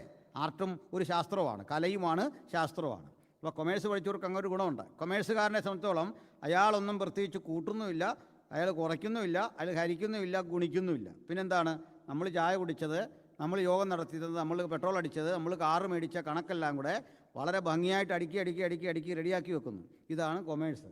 ശരിയല്ലേ? ചിലവെല്ലാം കൂടെ അറേഞ്ച് ചെയ്ത് ഇങ്ങനെ വെക്കുന്നു. ഒരു പ്രത്യേക തരം വൈഭവം വേണം അത് പഠിക്കാൻ. നല്ല കഴിവുള്ള ഒരാളിനെ പഠിക്കാൻ പറ്റും. പക്ഷെ അവർക്കൊരു കുറവുണ്ട്. കുറവ് മറ്റൊന്നുമല്ല, സാഹിത്യ അഭിരുചി നന്നേ കുറയും. അതാണ് സാഹിത്യ അഭിരുചി കുറവാണ്. കാരണം അവിടെ മുഴുവൻ ഈ കടം കൊടുത്തതും കടം വാങ്ങിയതും കടം കൊടുക്കുകയും മേടിക്കുകയും ചെയ്യുന്നതിൻ്റെ ഇടയ്ക്ക് എന്തോ സാഹിത്യം വരാനാണ്. പോട്ടെ അല്ലേ. അതും സ്വന്തം കാര്യത്തിലില്ല, വേറെ ആരോ കടം കൊടുത്തു, വേറൊരുത്തം മേടിച്ചു, ക്രെഡിറ്റ് എന്താ ഡെബിറ്റ് എന്താ എന്നെല്ലാം കണക്കൂട്ടി വിടുന്നതിൻ്റെ ഇടയ്ക്ക് കവിത പാടാൻ നേരം കിട്ടും. അത് പൊക്കോട്ടെ, സ്തോത്രം. അപ്പോൾ മത്തായി എന്ന മനുഷ്യന് ഇതൊക്കെ അറിയാം. അവർക്ക് പറ്റിയ പണി എന്തായിരുന്നു? ട്രഷറാക്കിയാൽ മതിയായിരുന്നു. യേശുവിൻ്റെ 12 അപ്പോസ്തലന്മാരുടെ ഗണത്തിൽ ട്രഷറാക്കാൻ പറ്റിയ ആളാണ്. പക്ഷേ കർത്താവ് കൊടുത്തത് സാഹിത്യം എഴുതാനുള്ള ജോലിയാണ്. എന്താണ്ട് കാരണം അറിയട്ടെ, ദൈവം ഒരിക്കലും നമ്മളെ വിളിച്ചേക്കുന്നത് അറിയാവുന്ന പണി ചെയ്യാനല്ല. അറിയാൻ പാടില്ലാത്ത പണി സൈന്യത്താലല്ല, ശക്തിയാലല്ല, എൻ്റെ ആത്മാവിനാൽ, എൻ്റെ കൃപയാൽ, എൻ്റെ കൃപ നിനക്ക് മതി. സ്തോത്രം. എങ്കിലും മത്തായിയുടെ ആ വൈഭവം മുഴുവൻ ദൈവം ഉപയോഗിച്ചു. നിങ്ങൾ മത്തായി 1-ാം അധ്യായം വായിച്ചാൽ അതൊരു അക്കൗണ്ടൻസി പോലെ എഴുതിയിരിക്കുന്നത്. ഇങ്ങനെ തലമുറകൾ അബ്രഹാം മുതൽ ദാവീദ് വരെ 14, ദാവീദ് മുതൽ ക്രിസ്തുവിനോളം ബാബേൽ പ്രവാസത്തോളം 14, ബാബേൽ പ്രവാസം മുതൽ ക്രിസ്തുവിനോളം 14. കണ്ടോ, അടുക്കി വെച്ചേക്കുന്നുണ്ടോ? ജന്മങ്ങളെ മുഴുവൻ അടുക്കി റെഡിയാക്കി അന്തസ്സാക്കി അദ്ദേഹം ജോലി ചെയ്യുകയാണ്. എന്താ അതിൻ്റെ അർത്ഥം? മത്തായിയുടെ ലക്ഷ്യം യേശു എങ്ങനെ അബ്രഹാമിൻ്റെ കുലത്തിൽ ദാവീദിൻ മകനായി ജനിച്ചു എന്ന് കാണാനാണ് ഈ സുവിശേഷം എഴുതുന്നത്. ആ സുവിശേഷത്തിലുള്ള നിങ്ങൾ കാണുന്ന ഉപമയാകട്ടെ രാജാവും രാജപരിവാരങ്ങളും രാജാവിൻ്റെ കല്യാണവും കല്യാണ സദ്യയും ഇതൊക്കെയാണ് കാണുന്നത്. രാജാവും പരിവാരങ്ങളും പ്രജകളുമൊക്കെയാണ് അവിടെയെങ്കിൽ മത്തായി ശ്രദ്ധിച്ചത് യേശുവിനെ രാജാതിരാജാവായിട്ട് ഉയർത്തി കാണിക്കണം. ആ ശ്രമത്തിൽ മത്തായി വിജയിച്ചു. കൃത്യമായി രാജാതിരാജാവായി തന്നെ യേശു എന്ന ദൈവപുത്രനെ വരച്ചു കാട്ടി മത്തായി തൻ്റെ സുവിശേഷം അവസാനിപ്പിച്ചു. മാർക്കോസ് ശ്രദ്ധിച്ചത് അതൊന്നുമല്ല. മാർക്കോസ് ഒരു സമ്പന്ന കുടുംബത്തിൽ ജനിച്ചു വളർന്നയാളാണ്. ഞാനും നിങ്ങളും അറിയുന്നത് പോലെ അദ്ദേഹത്തിൻ്റെ മാളിക മുറിയിലാണ് ദൈവസഭയുടെ ആവിർഭാവം എന്ന പാരമ്പര്യം. അങ്ങനെയാണെങ്കിൽ 120 പേരല്ല അതിലേറെ ആളുകളുണ്ട് അവിടെ കൂടിയിരിക്കാൻ. ഈ 120 പഴയ കണക്കാണ്. 3 കൂട്ടം അവിടെ കാണുന്നുണ്ട്, 3 ഗ്യാതറിങ്സ്. ഒരു ഗ്യാതറിങ് തെരഞ്ഞെടുപ്പിനാണ്, ഒരു ഗ്യാതറിങ് പ്രാർത്ഥനയ്ക്കാണ്, ഒരു ഗ്യാതറിങ്ങാണ് പെന്തക്കോസ്ത് നാൾ വന്നപ്പോൾ. അത് 120 പഴയ കണക്കാണ്. അതുകൊണ്ട് ചില പ്രസംഗിക്കുമ്പോൾ 120 പേര് കൂടിയെന്ന് പറയും. 120 മുകളിലാകാനാണ് സാധ്യത. അത്രയും പേർക്ക് കൂടിയിരിക്കാനുള്ള സൗകര്യമുള്ള വീടാണ്. നമുക്കാർക്കെങ്കിലും ഉണ്ടോ അത്രയും വലിയ വീട്? ഇല്ല. 120 പേർക്ക് അവിടെ വന്ന് യോഗം കൂടാം. മാത്രമല്ല ഈ യേശു ആ സമയത്ത് വിളിച്ചു പറഞ്ഞാലും ഫുഡ് റെഡിയാണെന്ന്. അത് യേശു അധികാരത്തോടെ പറയാം, നിങ്ങളങ്ങോട്ട് ചെന്നാൽ മതി, ഫുഡെല്ലാം അവിടെ റെഡിയാണ്. അത്ര ഒരു വീടാണ്. അങ്ങനെ ജനിച്ചു വളർന്ന പയ്യനാണ് മാർക്കോസ്. മനസ്സിലായോ? അല്ല, കൊള്ളാവുന്ന വീട്ടിൽ ജനിച്ചു വളർന്ന സുഖസൗകര്യങ്ങളുടെ മധ്യം ജീവിച്ചു വളർന്ന ആൾ. പുള്ളിക്കൊരു അങ്കിളുണ്ടായിരുന്നു. അങ്കിൾ വലിയ തത്വജ്ഞാനിയായിരുന്നു, വലിയ അറിവുള്ള ആൾ. എനിക്ക് നിങ്ങൾക്ക് പറയാം ആളിനെ, ബർണവാസ്. അതിശക്തനായ ഒരു ചിന്തകനായ ആൾ. സൈപ്രസ് ദ്വീപുകാരനാണ്, ഭയങ്കര അറിവാണ്. സർവോരി പൗലോസിൻ്റെ കൂടി മെൻഡറാണ്. പൗലോസിനെ കൂടി മെൻഡറിങ് നടത്താൻ പാകത്തിനുള്ള വലിയൊരു വിജ്ഞാനി. അങ്ങനെ ജ്ഞാനമുള്ള സമ്പത്തുള്ള ഒരു വീട്ടിലെ പയ്യൻ. പക്ഷേ അദ്ദേഹം യേശുവിനെക്കുറിച്ച് എഴുതുമ്പോൾ യേശുവിൽ കണ്ടത് ഒരു ദാസനെയാണ്. യേശുവിലെ ദാസ്യവൃത്തി കണ്ടിട്ട് താനും ഒരു ദാസനായി സ്വയം ചുരുങ്ങി പോകുന്നൊരു കാഴ്ച കണ്ടേ. അപ്പോൾ നോക്കണേ, നമ്മളാരും ഉദ്ദേശിക്കുന്നിടത്തല്ല ദൈവവിളിയുടെ അർത്ഥം വരുന്ന. സ്തോത്രം. നമ്മൾ ഉദ്ദേശിക്കുന്ന പോലെ അല്ലത്. അതുകൊണ്ടാണ് പറയുന്നത്, സഹോദരന്മാരെ, നിങ്ങളുടെ വിളിയും തിരഞ്ഞെടുപ്പും അധികം ഉറപ്പാക്കണം. സ്തോത്രം. ഒരു ദാസനായിരിക്കുന്നതിൽ ഈ സമ്പന്നൻ സന്തോഷം കണ്ടെത്തുകയാണ്. സ്തോത്രം. അതിൽ ആനന്ദം കണ്ടെത്തുകയാണ്. എനിക്കെങ്ങനെയൊക്കെ അങ്ങയുടെ പാദസേവ ചെയ്യാം, എനിക്ക് എങ്ങനെയൊക്കെ നിൻ്റെ മുമ്പിൽ ഒരു വിനീത ദാസനായിരിക്കാം. എൻ്റെ തലക്കനങ്ങൾ മുഴുവൻ ഇവിടെ ഞാൻ മാറ്റിവെക്കുന്നു, എൻ്റെ പ്രൗഢിയെല്ലാം ഞാൻ ഇവിടെ മാറ്റിവെക്കുന്നു. എനിക്ക് നിൻ്റെ മുമ്പിൽ എങ്ങനെ വിനയാന്വിതനാകാം. സ്തോത്രം. മത്തായി എന്ന കണക്കെഴുത്തുകാരൻ അതുപോലെ റോമാ ഗവൺമെൻറ്റിന് വേണ്ടി കണക്ക് കുറിച്ച് നടന്നവൻ പറയാ, ഇനി ആയുസ്സുള്ളിടത്തോളം ഈ കരങ്ങൾ നിനക്ക് വേണ്ടി ചലിച്ചുകൊണ്ടിരിക്കും. എൻ്റെ രാജാവ് അങ്ങ് മാത്രമാണ്, എൻ്റെ കർത്താവ് അങ്ങ് മാത്രമാണ് എന്ന് മത്തായി പറഞ്ഞപ്പോൾ ആ രാജാതിരാജാവിൻ്റെ പാദം സേവിക്കാൻ പാകത്തിന് മാർക്കോസ് സ്വയം തുനിഞ്ഞിറങ്ങുകയാണ്. ലൂക്കോസ് വ്യത്യസ്തനാണ്. അദ്ദേഹം അതിനൊക്കെ അപ്പുറത്ത് വേറൊരു തലമാണ് അദ്ദേഹത്തിൻ്റെത്. കാരണം ഇദ്ദേഹം ഒത്തിരി മനുഷ്യരെ പരിചയപ്പെട്ടിട്ടുണ്ട്. നേരിട്ടല്ല, 2 കാലഘട്ടത്തിലൊക്കെ ഉള്ള മനുഷ്യരെ. അതിലൊരാൾ സോക്രട്ടീസ് ആയിരുന്നു, മറ്റൊരാൾ പ്ലേറ്റോ ആയിരുന്നു, ഡയോജനസ് ആയിരുന്നു, ഇനിയൊരാൾ. ഇങ്ങനെ ചിന്തകന്മാരെ തന്നെ കേട്ടും പഠിച്ചും മനസ്സിലാക്കിയും അറിവിൻ്റെ നാട്, ആ നാട്ടിൽ ജനിച്ചു വളർന്ന ഈ ലൂക്കോസിന് ഒരു പ്രത്യേകത. ലൂക്കോസ് അദ്ദേഹത്തിൻ്റെ സുവിശേഷത്തിൽ അദ്ദേഹത്തിൻ്റെ നാട്ടിൽ പ്രചരിച്ചിരുന്ന ഒരു വലിയ ആശയമുണ്ടായിരുന്നു. എന്താണ് ആ വലിയ ആശയം? ഒരു മനുഷ്യനെപ്പറ്റിയുള്ള അന്വേഷണത്തിൻ്റെ കഥ ഗ്രീക്ക് തത്വചിന്തയിലുണ്ട്. ഇതിൽ ചിലരെങ്കിലും കേട്ട് കാണും. ഒരിക്കൽ ഡയോജനസ് എന്നു പേരായ ഒരു സാത്വികൻ, ഒരു ചിന്തകൻ, തത്വചിന്തകൻ, ഫിലോസഫറാണ് അദ്ദേഹം. അദ്ദേഹത്തിന് ചില രസകരങ്ങളായ സ്വഭാവമുണ്ട്. ഇങ്ങനെ സൂര്യനെ നോക്കി അദ്ദേഹം നിന്നാൽ മണിക്കൂറുകൾ അവിടെ നിൽക്കും. അദ്ദേഹം ചിലപ്പോൾ അസ്തമയം നോക്കി ഇങ്ങനെ നിൽക്കും, എന്തൊക്കെയോ ചിന്തിച്ച് നിൽക്കുന്ന, വഴിയിൽ നിന്നൊന്നും മാറൂല. ഒരു ദിവസം ചക്രവർത്തി അതിലെ വരുന്നു. ചക്രവർത്തി അതിലെ വരുമ്പോൾ ഇദ്ദേഹം ആ വഴിയിൽ ഇങ്ങനെ നിൽക്കുകയാണ്. ചക്രവർത്തിക്ക് മുമ്പ് എല്ലാവരും വഴിമാറി കൊടുക്കേണ്ടതാണ്, പുള്ളി ഇതൊന്നും ശ്രദ്ധിച്ചില്ല. അപ്പം മാറാൻ പടൻ പറഞ്ഞിട്ടും പുള്ളി മാറാതെ ഇങ്ങനെ ശ്രദ്ധിച്ച് നിൽക്കുമ്പോൾ ചക്രവർത്തി പറഞ്ഞു, ആരാത്? സാർ, അതൊരു ഗുരുവാണ് പ്രഭു, അതൊരു ഗുരുവാണ്, ചിന്തകനാണ്. അപ്പോൾ മാന്യനായ ചക്രവർത്തി പറഞ്ഞു, അദ്ദേഹം അവിടെ നിൽക്കട്ടെ. മനസ്സിലായില്ലേ? അദ്ദേഹം അവിടെ നിൽക്കട്ടെ, നമുക്ക് വഴി മാറിയിപ്പം. എങ്കിലും അദ്ദേഹത്തെ ഒന്ന് പരിചയപ്പെടാം. അദ്ദേഹം തീർന്നിറങ്ങിച്ചെന്ന് ഡയോജനസിനെ കണ്ടു. കണ്ടിട്ട് തൊട്ട് മുമ്പിൽ നിന്നു. എന്നിട്ട് പറഞ്ഞു, ഗുരു, ഞാൻ ഇന്ന് രാജ്യം ഭരിക്കുന്ന ചക്രവർത്തിയാണ്. അങ്ങേക്ക് എന്താണ് വേണ്ടത് പറയൂ. അങ്ങേക്ക് വേണ്ടതൊക്കെ ഞാൻ ചെയ്തു തരാം. ഞാൻ അങ്ങയെ ബഹുമാനിക്കുന്നു, ഞാൻ അങ്ങയുടെ അറിവിനെ ബഹുമാനിക്കുന്നു. അപ്പോൾ ഇദ്ദേഹം ചോദിച്ചു, എന്ത് ചോദിച്ചാലും തരുമോ എന്ന് ചോദിച്ചു. തരുമെന്ന് പറഞ്ഞു. അദ്ദേഹം പറഞ്ഞു, അങ്ങേക്ക് ചെയ്യാൻ പറ്റിയൊരു കാര്യമാണ് ഞാൻ ചോദിക്കുന്നത്, അല്ല രാജ്യമൊന്നുമല്ല, പണമൊന്നുമില്ല. എന്താണ്? താങ്കൾ എൻ്റെ വെളിച്ചം തടയാതെ മാറി നിൽക്കണം, ഇതാണ് വേണ്ടത്. ഈ സൂര്യവെളിച്ചം എൻ്റെ മുമ്പിൽ നിന്ന് മാറ്റുന്നത് താങ്കളാണ്, താങ്കൾ ഒന്ന് മാറി നിൽക്കണം. ചക്രവർത്തി അത്ഭുതപ്പെട്ടു പോയി. അദ്ദേഹം പോയപ്പം മന്ത്രി ചോദിച്ചു, അദ്ദേഹം പറഞ്ഞതിൻ്റെ അർത്ഥം പിടികിട്ടിയോ? ചക്രവർത്തി പറഞ്ഞു, ഇല്ല, പറയൂ. അദ്ദേഹം പറഞ്ഞത്, ശരി വെളിച്ചം നമ്മിലേക്ക് വരാനുള്ള തടസ്സം ഈ അധികാരമാണ്. താങ്കൾ മാറാതെ മനുഷ്യന് സത്യ വെളിച്ചം കിട്ടത്തില്ല. ഇത്തരത്തിലെ ചിന്തനായിരുന്നു അദ്ദേഹമാണ്.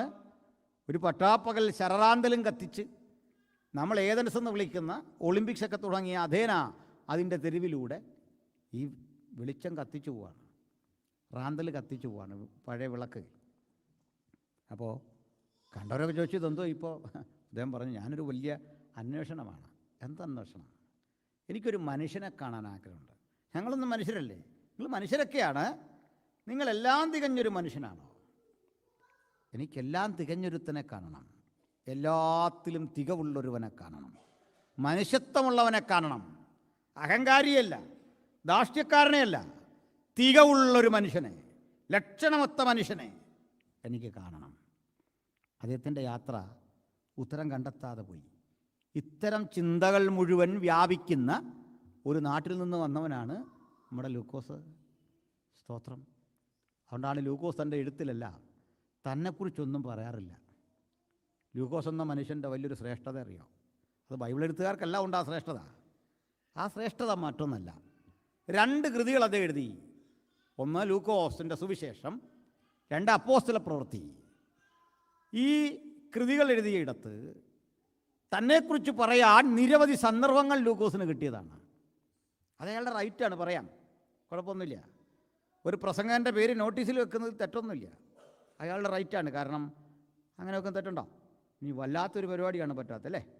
കാരണം ഞാനതിന് പറയാറുണ്ട്, പേരൊക്കെ വെക്കാം, പക്ഷെ അതൊരു ആഘോഷമാകല്ലേ. പേര് വെക്കുന്ന കുഴപ്പമില്ല. കാരണം ആരാണ്ട് എഴുതിയ സുവിശേഷമൊന്നല്ലല്ലോ, മത്തായി എഴുതിയൻ തന്നെയാണ്. ആരാണ്ട് എഴുതിയൊരു ലേഖനമാണെങ്കിൽ നമ്മൾ പൗലോസിൻ്റെ ലേഖനം വായിക്കുമോ? പേര് കണ്ടാച്ചാൽ ലേഖനം വായിക്കുന്നല്ലേ. പേര് കുഴപ്പമൊന്നുമില്ല, അത് തെറ്റല്ല. പക്ഷേ നമ്മൾ ആ ക്രിസ്തുവിൻ്റെ സ്ഥാനം ഏറ്റെടുത്തിട്ട് അതിലൂടെ പോകുന്നിടത്താണ് ലൂക്കോസിൽ നിന്ന് പഠിക്കാനുള്ളത്. എന്താണെന്നറിയണ്ടേ? ഈ പൗലോസ് അനുഭവിച്ച സകല വേദനകളും കഷ്ടതകളും കൂടെ നടന്നനുഭവിച്ച ഒരു ശിഷ്യൻ്റെ പേരാണ് ലൂക്കോസ്. പലവട്ടം പട്ടിണി. പട്ടിണിയേക്കാൾ ഭീകരമല്ലേ ഉറക്കിളപ്പ്? മരണത്തിന് വരെ കാരണമാകും. പെട്ടെന്നുള്ള മരണത്തിന് പോലും നീണ്ട ഉറക്കിളപ്പ് കാരണമാകും, അല്ലേ? അങ്ങനെയാ.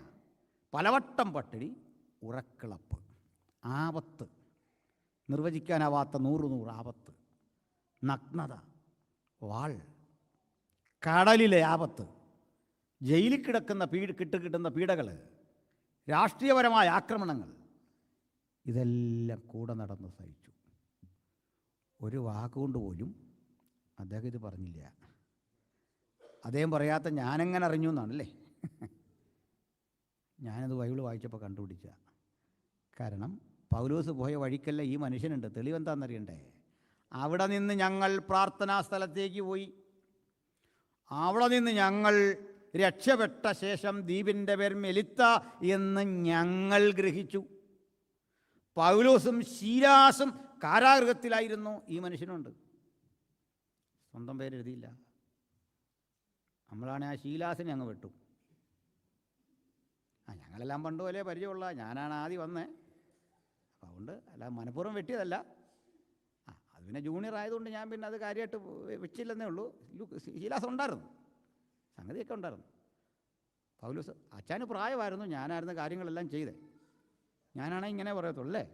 പൗലോസും അവിടെ ഒന്നുമില്ല, ശീലാസും ഒന്നുമില്ല, നമ്മളെയാണ് പ്രൊജക്റ്റ് ചെയ്യുന്നത് പലപ്പോഴും. പക്ഷേ ഈ അടിയെല്ലാം കൊണ്ട മനുഷ്യൻ, ഈ വേദനകളിലെല്ലാം കടന്നുപോയ മനുഷ്യന് വേറൊരു ഗുണം കൂടെ ഉണ്ടായി. എന്താണത്? ഈ വരും വഴിക്ക് ശീലാസൊക്കെ ഓരോ സഭകളിൽ പാസ്റ്റർമാരായി. ദൈവം അങ്ങനെ ആക്കി പൗലോസ്. നല്ലത്. തിമത്യോസിനെ കിട്ടി ലുസ്ത്രയിൽ വെച്ച്. അദ്ദേഹത്തെയും പാസ്റ്ററാക്കിയിട്ട് പറഞ്ഞു, ഇനി കാണുന്ന ദൈവാസന്മാരെ നിനക്ക് ദൈവാസന്മാരായിട്ട് ആത്മസമർപ്പണമുള്ളവരെ കണ്ടിട്ട് പട്ടണം തോറും അവരെ മൂപ്പന്മാരാക്കി വെക്കണമെന്ന് പറഞ്ഞു. പൗലോസ് പോവാ ഇങ്ങനെ. ഈ പോന്ന പോക്കിൽ ആസ്യക്കാരൊക്കെ എന്നെ വിട്ടുപോയി. പൗലോസിനോട് പിണങ്ങി. കൊരിന്തിൽ കലാപം, പലരും പല വഴിക്ക് പോയി. ദേമാസ് എന്നെ വിട്ട് ലോകത്തെ സ്നേഹിച്ചു പോയി. ചെമ്പു പണിക്കാരനായ അലക്സാണ്ടറിനിക്ക് വളരെ ദോഷം ചെയ്തു. അടുത്ത വചനം അത്ഭുതരാ. ലൂക്കോസ് മാത്രമേ എന്നോടുകൂടെ ഉണ്ടായിരുന്നുള്ളൂ. ഈ രംഗം ഒന്നാലോചിച്ച്. നമ്മൾ ചിലയിടത്ത് നിന്നാൽ എന്താ കിട്ടുക എന്ന് ചിന്തിച്ചിട്ടുണ്ടോ? ഞാൻ അത്ഭുതപ്പെട്ടു പോയിട്ടുണ്ട് ചിലരുടെ നിസ്വാർത്ഥ സേവനം കണ്ട്. എന്താണ് ആ നിസ്വാർത്ഥ സേവനം? ഞാൻ വിശദീകരിക്കാം, ശ്രദ്ധിക്കാം. ഈ പൗലോസൊക്കെ ജയിലിൽ കിടക്കും. ഈ ജയിൽ എന്നൊക്കെ പറയാൻ നമ്മുടെ നാട്ടിലെ പോലുള്ള സൗകര്യമൊന്നുമല്ല. ഞാൻ നാട്ടിലൊക്കെ ഇടയ്ക്ക് ജയിലിൽ സുവിശേഷം അറിയിക്കാനൊക്കെ പോകാറുണ്ട്, അവസരം കിട്ടിയിട്ടുണ്ട്. സത്യത്തിൽ ഈ ജയിലും അവിടുത്തെ സൗകര്യങ്ങളൊക്കെ കണ്ട് ഇവിടെ അങ്ങ് കിടന്നാൽ എന്താണെന്ന് പോലും എനിക്ക് തോന്നിയിട്ടുണ്ട്. അവിടുത്തെ സൗകര്യവും ഒക്കെ കണ്ട് അവരെ മുഖത്തെ ആ സന്തോഷം തന്നെ. ജയിലിൽ കിടക്കുന്നതെല്ലാം ഭയങ്കര അതല്ല. ഈ പുറത്തിറങ്ങി വരുമ്പോൾ ഈ മുഖമൊക്കെ തിളങ്ങുകയാണ് അവിടെ നിന്ന് ഇറങ്ങി വരുന്നവരുടെ. ശ്രദ്ധിച്ചിട്ടുണ്ടോ? ചിലർ ഈ ജയിലിൽ നിന്ന് വരുമ്പോഴേ ഇങ്ങനെ കാണിച്ചാണ് വരുന്നത്. കണ്ടിട്ടുണ്ടോ? ഭയങ്കര നമ്മൾ ഉദ്ദേശിക്കുന്നതൊന്നുമല്ല.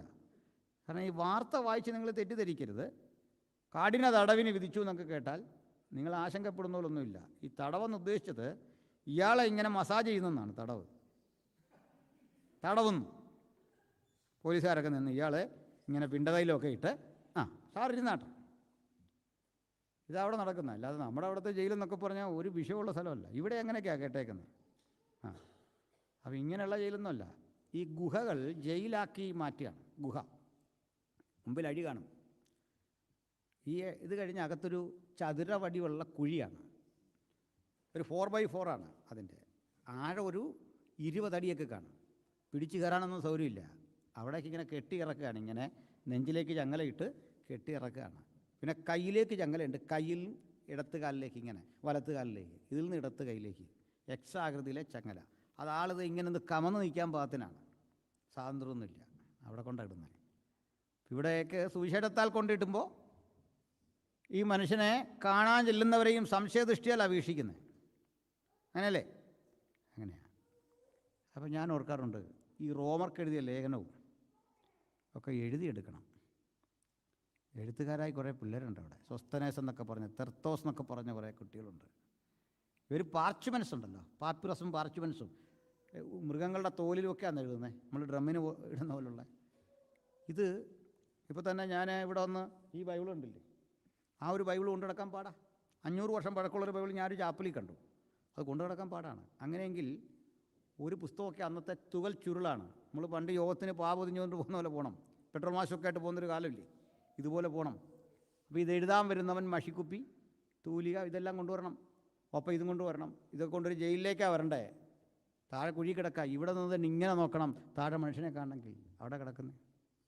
അവിടെ കിടക്കുമ്പോൾ ഈ എഴുതാൻ വരുന്നവന് ഒരു ചായക്കാശ് കൊടുക്കാൻ നിർവാഹമുണ്ടോ പൗലോസിന്? ഉണ്ടോ? ഇല്ല. ഇയാൾ എന്ത് പ്രതീക്ഷിച്ചാണ് വരുന്നത്? എന്താണ് പ്രതീക്ഷിച്ചത്? എന്ത് കിട്ടും എനിക്ക്? ഇതൊക്കെ ഇവിടുന്ന് സംഘടിപ്പിക്കും. ഇത് കഴിഞ്ഞിട്ടിത് ഇവിടെ വെച്ചാൽ പോരാ, കൊണ്ടു കൊടുക്കണം. ആജ്ഞ പോലെ പൗലോസ് പറയുന്നത് ഈശന്മാരോട്. അല്ലാതെ കൊണ്ടു കൊടുക്കാവോ ബ്രദറൊന്നും ചോദിക്കുകയല്ല, കൊണ്ടു കൊടുക്കാനാണ് പറയുന്നത്. ആക്ഷനാ. ആ മൂടൊക്കെ മാറും. ഇത് പെട്ടെന്ന് എത്തിക്കണം. ഈ മനുഷ്യൻ സ്പോൺസർ ചെയ്യുന്നുണ്ടോ? ഈ മനുഷ്യൻ ഒരു 10 രൂപ കൊടുക്കാൻ ശേഷിയുണ്ടോ? നോക്കണം.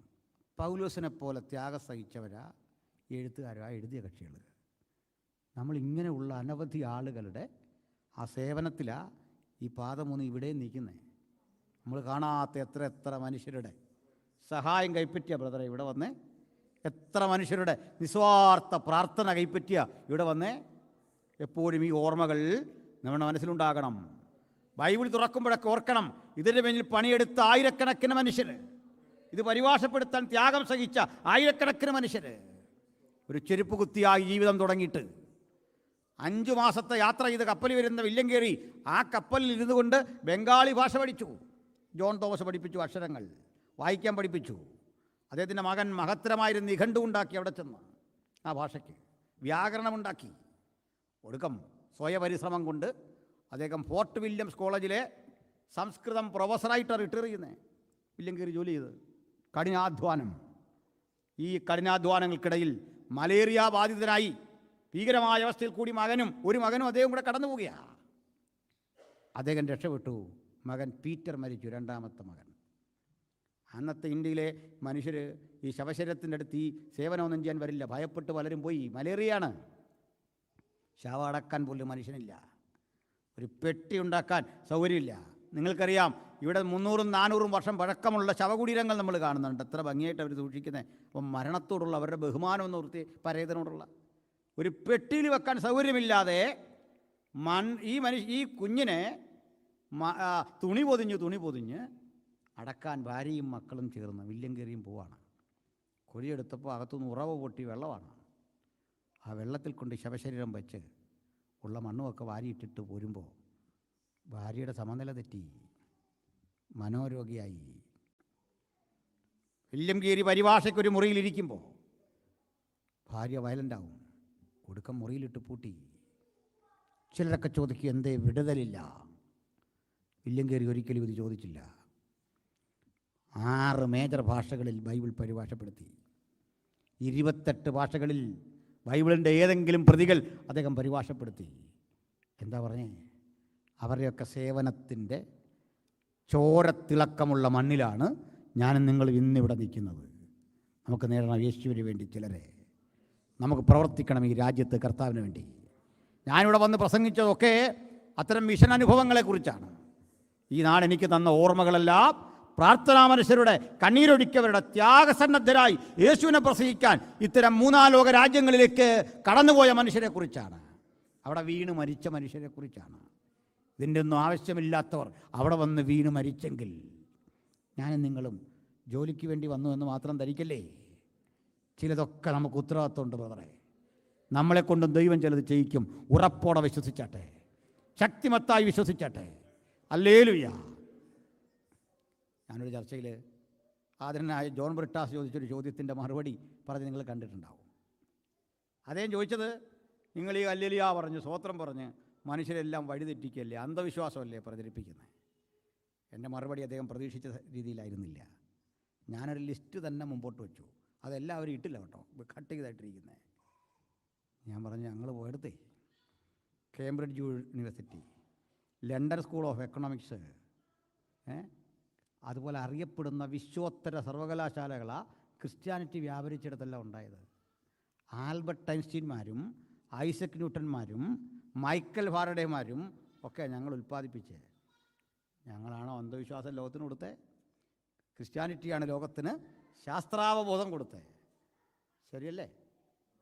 ഇവരൊക്കെ രക്ഷിക്കപ്പെട്ട മനുഷ്യരായിരുന്നെന്ന്, രക്ഷാനിർണയം പ്രാപിച്ച മനുഷ്യർ. ഇവിടെ എത്തിസ്റ്റുകൾ തോറ്റുപോകുന്ന ഒരു സന്ദർഭം അവിടെയാണ്.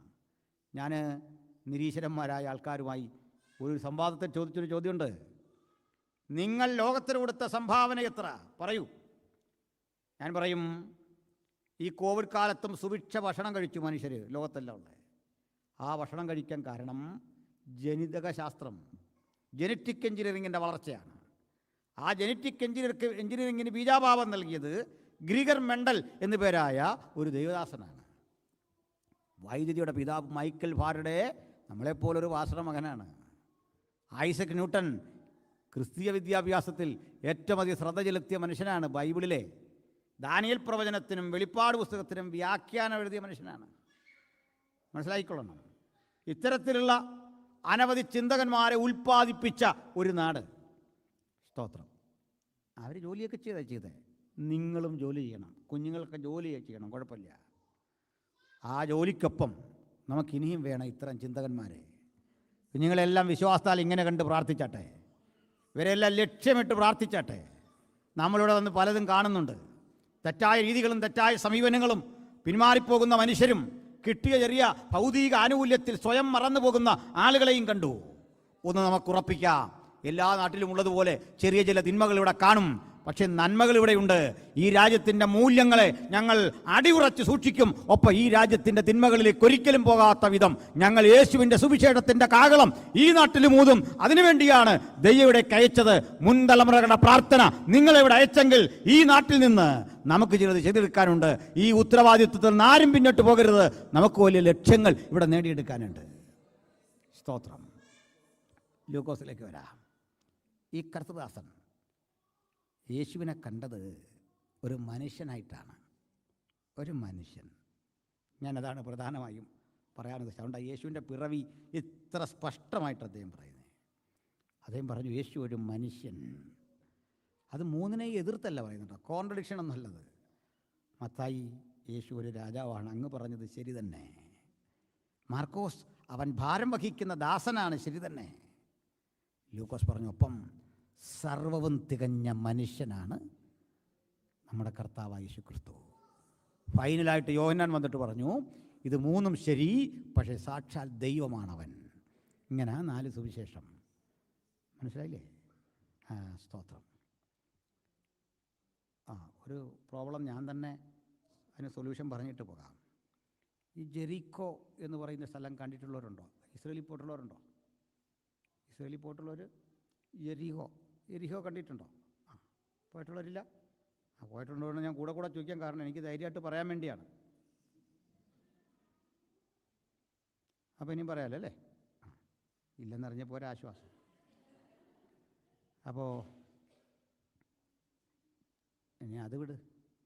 റാന്നിക്കാരൊക്കെ ഉള്ള റാന്നി ഒരു മോളെ ഞാൻ പരിചയപ്പെട്ടായിരുന്നു. പഴയൊരു സഹോദരിയാണ്, നമ്മുടെ പഴയൊരു ചങ്ങാതിയാണ്. ചെറുപ്പത്തിലെ കണ്ട് മനസ്സിലാക്കിയൊരു ചങ്ങാതിയാണ്. പോട്ടെ, വേറെ ആരിലും. മല്ലപ്പള്ളി ശാസ്ത്രമൊക്കെ വേണേൽ മല്ലപ്പള്ളി എന്ന് പറയാം അല്ലേ? കുഴപ്പമില്ല. കാരണം ഇതിലൂടെ ഒരു നദി ഉണ്ട്, അതുകൊണ്ട് തന്നെ നദി. അത് കറക്റ്റ് റാന്നിയാണ് പറയാൻ പറ്റുന്നത്. ഈ റാന്നി 2ആയിട്ടാണ് കിടക്കുന്നത്. സത്യത്തിൽ 3ആണ്, 3 പഞ്ചായത്താണ്. നമുക്ക് ആ സ്ഥലം വെച്ച് ജോഗ്രഫിക്കലി 2 റാന്നിയുണ്ട്. അങ്ങനെ അവിടുത്തെ അക്കരെ റാന്നിന്നും ഇക്കരെ റാന്നിന്നും പറയും അല്ലേ? വാസൊക്കെ അറിയാം അല്ലേ? ഇതുപോലെയാണ് ജെറിക്കോ. അത് പറയാം, നീ മറക്കില്ല. ഇപ്പോൾ ജെറിക്കോ എന്ന ആ വിശാലമായ നഗരത്തിൻ്റെ നടുവിലൂടെ ഒരു ചെറിയ തോട്. ഇപ്പോഴൊരു പാലമൊക്കെ ഉണ്ട്. ഒന്നത് ഈ തോടെന്നൊക്കെ പറയുമ്പോൾ നമ്മുടെ ഒരു കൺസെപ്റ്റ് ഒന്നുമല്ല കേട്ടോ. വെള്ളമൊന്നുമില്ല, അത് ഇമ്മ ഇങ്ങനെ പറ്റി വരണ്ട കിടക്കുകയാണ്. ഇതാണ് ജെറിക്കോ. നമ്മുടെ കർത്താവ്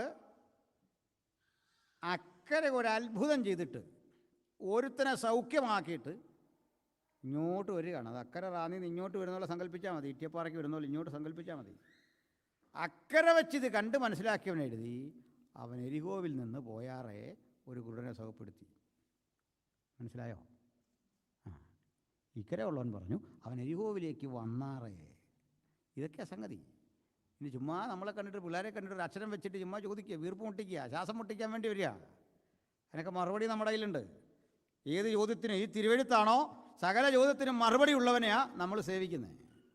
സ്തോത്രം. ഇനി ഇതൊന്നും അല്ല നമ്മൾ ക്രിസ്തുവിൽ അടിയുറച്ച് വിശ്വസിക്കാൻ കാരണം.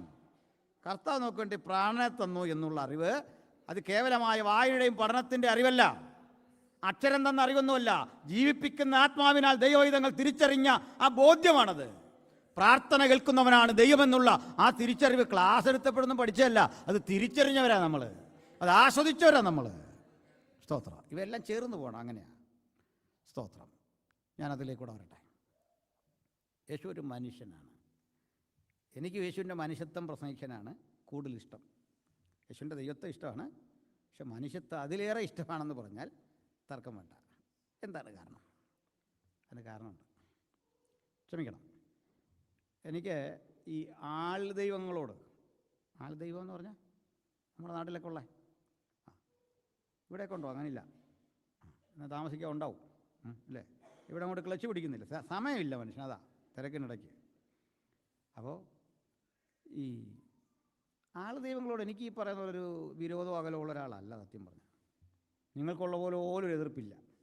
വേറൊന്നും ഉണ്ടല്ല, കുറഞ്ഞ പക്ഷേ ഇവരൊരു മനുഷ്യരല്ല, അതുകൊണ്ടാണ്. ഈ വരച്ചു വെച്ച രൂപം പോലൊന്നും അല്ലല്ലോ ഈ ഭീകരമായിട്ട് മനുഷ്യൻ വരച്ചു വെച്ച് പ്രാർത്ഥിക്കുന്ന ആ ടൈപ്പ് അല്ലല്ലോ. എന്ന് വെച്ചാൽ ഇവർ സംസാരിക്കാൻ പറ്റും, വർത്തമാനമൊക്കെ പറയാൻ പറ്റും. അതുകൊണ്ടൊരു മനുഷ്യനാണെന്നുള്ള ബഹുമാനം. ആ ദൈവമാണെന്ന് അവർ പറയുന്നതിലും വിരോധമില്ല. പക്ഷേ നമുക്ക് ചില ചോദ്യങ്ങളുണ്ട്. ദൈവം എന്ന് പറഞ്ഞാൽ 3 കാര്യങ്ങൾ ബാധിക്കാൻ പാടില്ല: സ്ഥലം, സമയം, പദാർത്ഥം. Time, space and matter. ഇതാണ് ഞാനീ പറഞ്ഞത്. മനസ്സിലായല്ലോ? ഇത് 3 ബാധിക്കരുത്, ദൈവത്തിന് ബാധിക്കരുത്. ശരിയാണോ? ശരിയാണെന്ന് നമ്മളിപ്പോൾ പ്രാർത്ഥിക്കുകയാണ്. കർത്താവേ, ബ്രിസ്റ്റോൾ അല്ലേ ഈ സ്ഥലം?